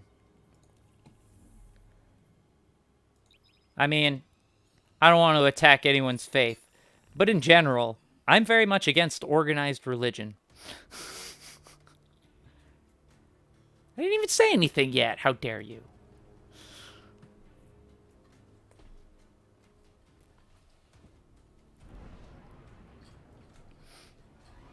All right, so this is the Halloween event. The Haunted Forest. It's basically a time run where I have to, within, I think, 15 minutes, clear up to 7 levels, and then I get to unlock a bunch of chests and get loot.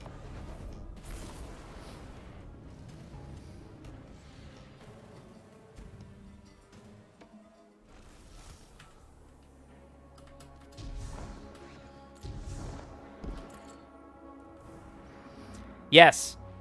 I had a long conversation, or I've had many long conversations about the dangers of isms.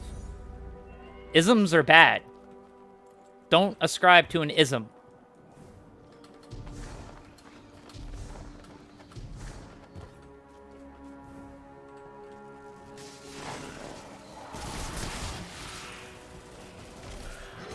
Yeah, you live in fucking Stephen King territory.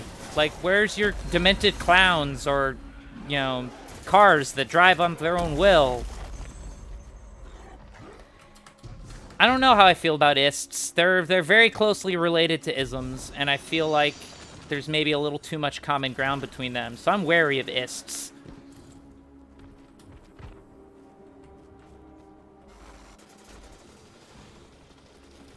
Well, I've said it before.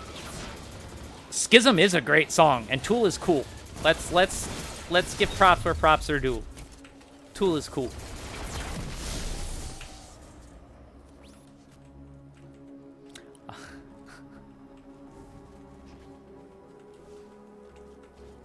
Music's cool. That's a better religion than most organized religions. Music's very cool. I like music. Everybody should like music.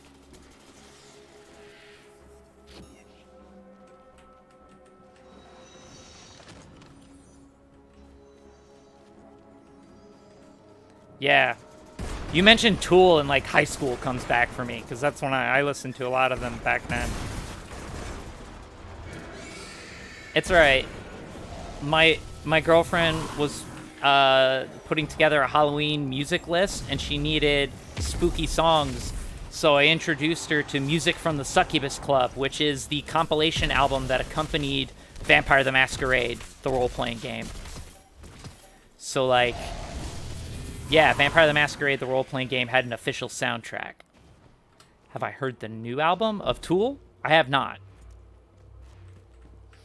I have a buddy who introduces me to great music. He's on my auto-follow list. You'll see him as Jermaine Plays. He's my friend Jermaine. And he goes to, like, Coachella every year and all the music festivals. And he has a Dropbox folder where he shares music with me. Like, he, like, curates and says, oh, you like them. Like, it's because of him I found Wolf Alice and Portugal the Man and Phoenix and a whole bunch of other bands that I really like.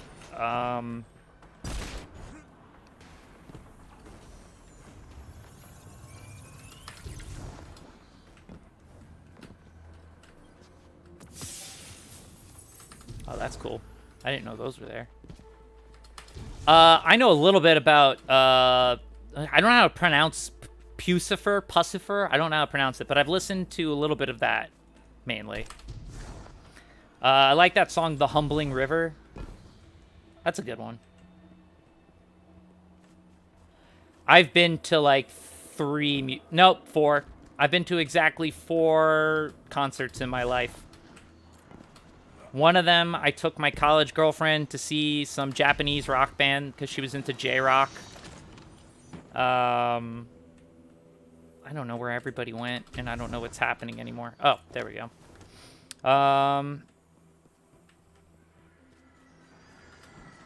And then I saw someone you probably have never heard of, IMX, which is the solo act of the lead singer of Sneaker Pimps, Chris Corner, which was a trip-hop band from the 90s, because I am super into trip-hop, as well as other stuff. I love rock, obviously, but, like, I like listening to trip-hop a lot.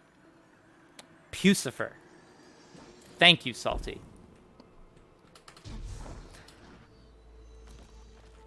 So I've seen IMX twice. And then for my 30th birthday, my uncle took me to see Billy Joel. I saw Billy Joel at Madison Square Garden. And let me tell you, Billy Joel still puts on a good show. Yes, Tricky. I absolutely like Tricky. I love Tricky. I like Tricky. I like Placebo. Sneaker Pimps, obviously. Massive Attack. I like Underworld. Trip Hop. I like Trip Hop. But I also like a lot of other shit, too.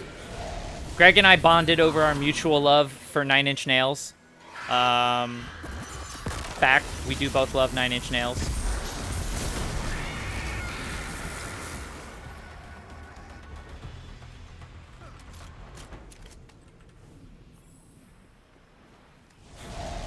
Yeah, Guar's cool. I like their personas. I don't really listen to their music, but I appreciate how absolutely over the top they are. Oh, Salty, cool.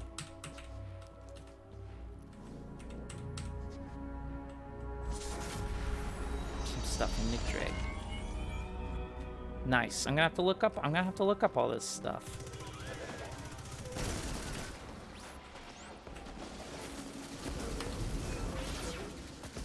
Yeah, my musical tastes are, like, definitely different flavors of rock. Though, like, punk and grunge are probably... Punk, grunge, and industrial are probably, like, what I'm most into, if you couldn't tell from the mohawk. And I like trip-hop quite a bit. And, I don't know, what else do I listen to? I listen to some rap, some hip-hop. The album that I've been listening to the most this year is Run the Jewels 4. The latest Run the Jewels album is just fucking outstanding.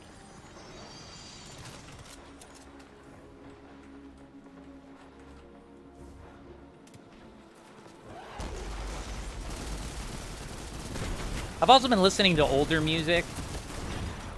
I've been listening to like a lot of Sam Cooke. That's really different than my other music, but it's a fact. Listen to Sleep and Bong Ripper. Well, Bong Ripper already won me over. Speaking my language.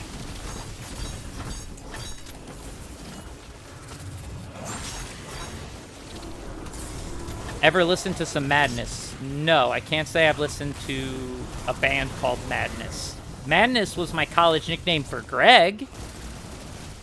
I used to call Greg Madness a lot, but like...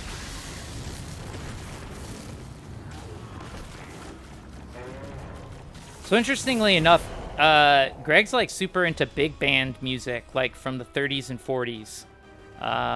Which I love too. That stuff's really good, but... like Fallout music. I like a little ska. I like there's some real Big Fish songs that I like. And I will admit that I also like the Mighty Mighty Boss Tones for that one song that they had. Never had Knock on Wood or whatever that one's called. The Impression That I Get, that's the name of the song.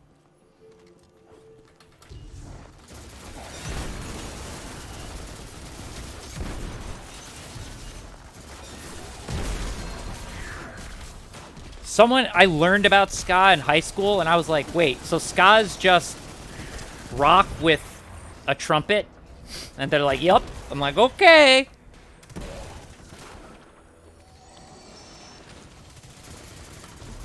Captain Beefheart? You guys are making shit up now. No, I like, I don't know. I listen to nerdcore rap. Like, I like MC Chris more than I probably should.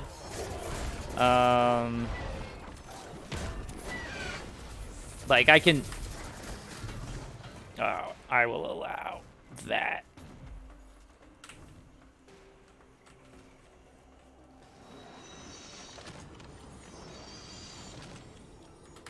That's fascinating, Greg. I didn't know that. Dropkick Murphys. I know them. I've listened to them some. I wouldn't say I'm a fan, but I've heard Dropkick Murphys before. I'm describing third wave ska. I'm sorry, Greg.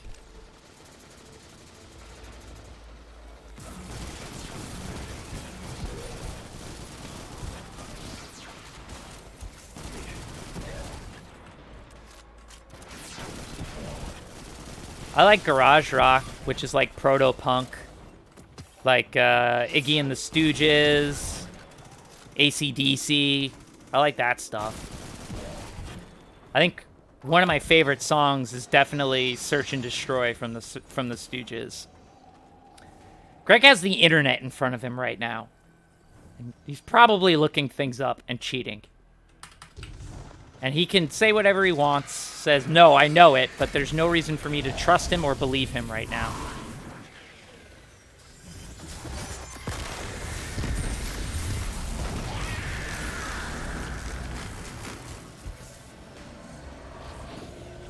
Greg does know a lot, though.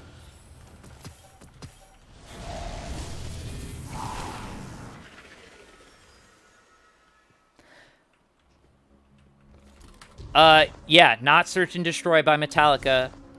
Search and Destroy by the Stooges.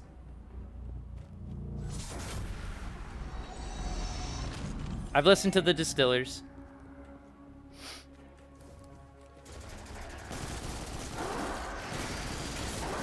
I like the Misfits.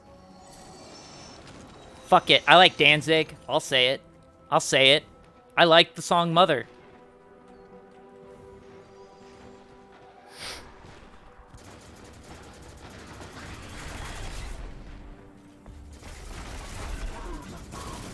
Yeah, I'm not up on all the Metallica songs. So, I like some Metallica. Everyone likes Mother. You like... I like Glenn Danzig more that he has a cat. I like him, but he's cool. If you've ever listened to Glenn Danzig talk, he's pretty fucking smart. I enjoy listening to him talk almost as much as I enjoy listening to Henry Rollins talk about shit. I fucking love Henry Rollins.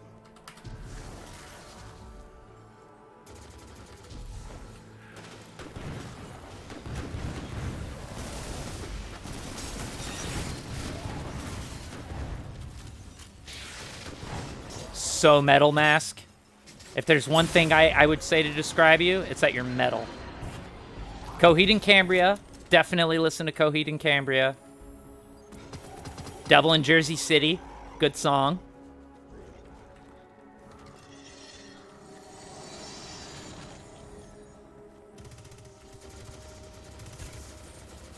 That's cool. Yeah, Coheed's very good.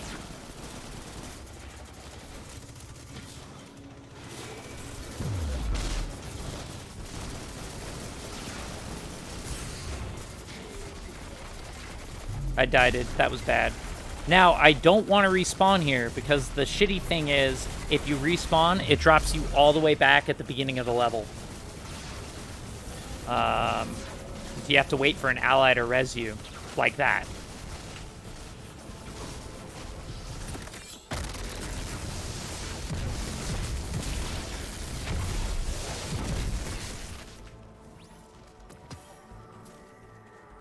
Never heard of Chelsea Grin. Juan, you literally described, like... That has to be one of the coolest moments of your life. You're at Amoeba on Sunset Boulevard, and there's fucking Black Flag himself, Henry fucking Rollins. Alright. Awesome. Well, you're on my auto host. If you gotta go take off, that's cool. Thanks for stopping by, Greg. I really appreciate it. Thanks for the good chat. And I will speak to you tomorrow when we do that thing that we do where we play games. And how convenient that Greg's going live in a few, because this is my last activity for the night. I'll be logging off after this run.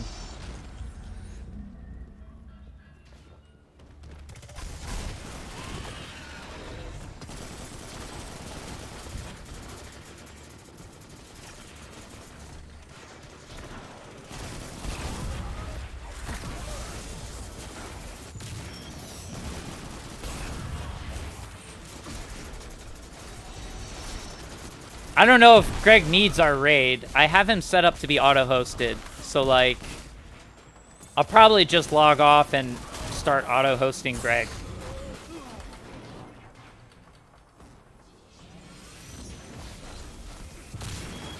It's a button. It's a button you click to do raids. There, when you start doing the creator stuff, you have like a dashboard, and you can click the raid button.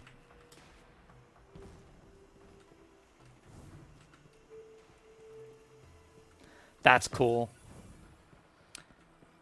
Yeah, that's something you remember.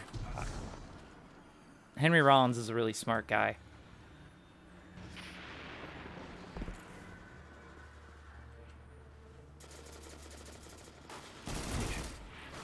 And literally, my second favorite part of the film Johnny Mnemonic.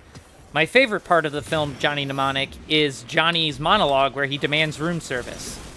Watching Keanu Reeves flip out and demand room service is one of the best scenes in cinema history, and fight me on it.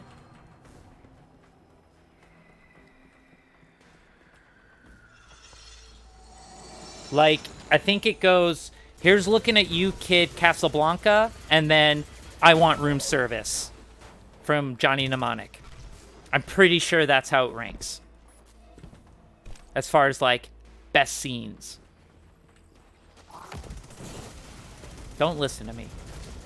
I do have a film degree. It doesn't mean I use it wisely.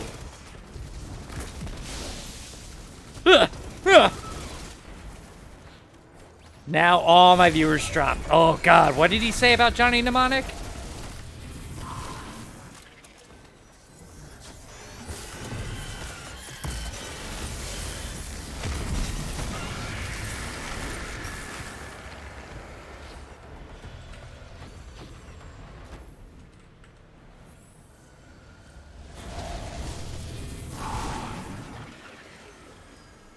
Oh yeah, Greg, when is our Cyberpunk stuff heading on to the YouTubes? I know you have that shit backed up. I know you are not fool enough to lose sessions anymore.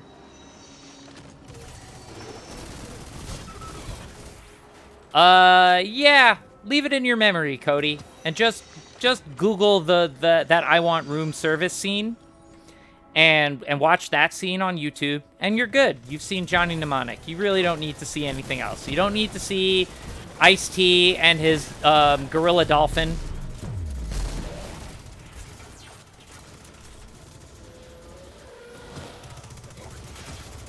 And you definitely don't have to see how they ruined the character of Molly Millions from Neuromancer by turning her into a completely different character for the movie. Anyways. Good old Ice-T. I can't stop thinking about the Rick and Morty thing, where he's just a letter T made of ice, and he must return to his alphabet planet.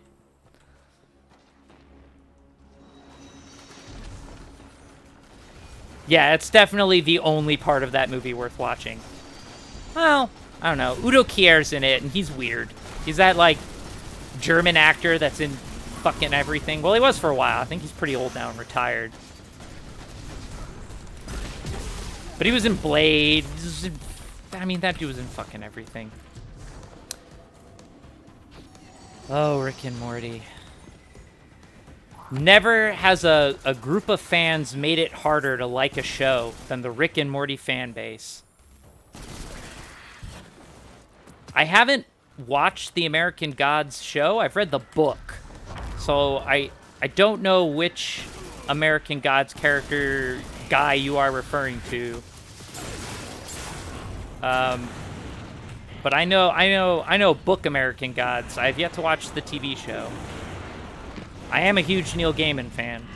I really liked Good Omens. I thought, having also read the book, that was... Yeah, well, you know, it's really interesting. So, as someone who writes about things on the internet, I have to interact with people who have opinions. All of us writers do. And some of these opinions are loud and belligerent and stupid.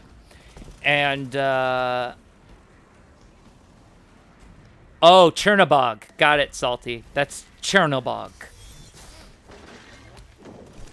I believe he's a Slavic god of shadow and darkness.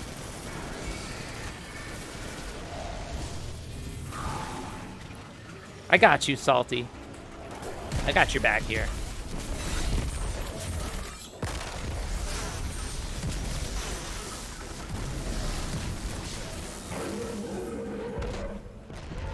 I can't name all the capitals of every 50 states, but if you ask me about Star Wars alien species, boy, do I have you covered. I could tell you all about the Twi'leks and the Bothans. Oh my god, stop it. I just want to jump. God, stop it. Let me do this thing. I hate this part.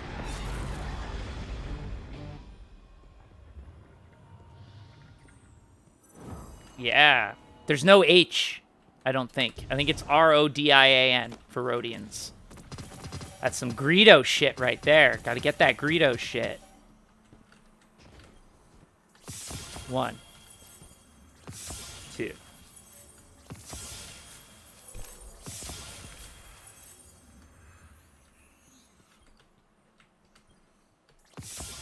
Cool.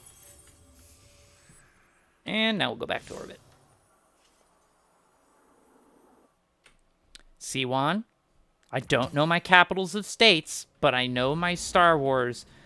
I know my Star Wars. The Postmaster's completely out of space, because I'm a hoarder. Horror story. Interesting. Why does it drop at 750? That's such bullshit.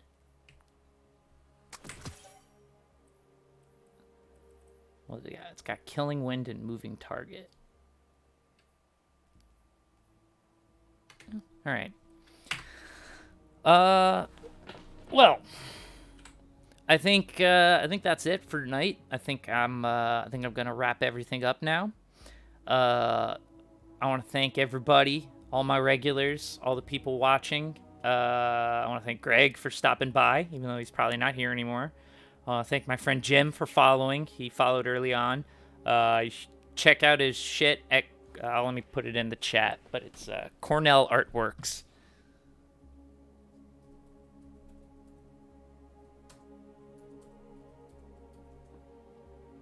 If you look that up, he's a buddy of mine.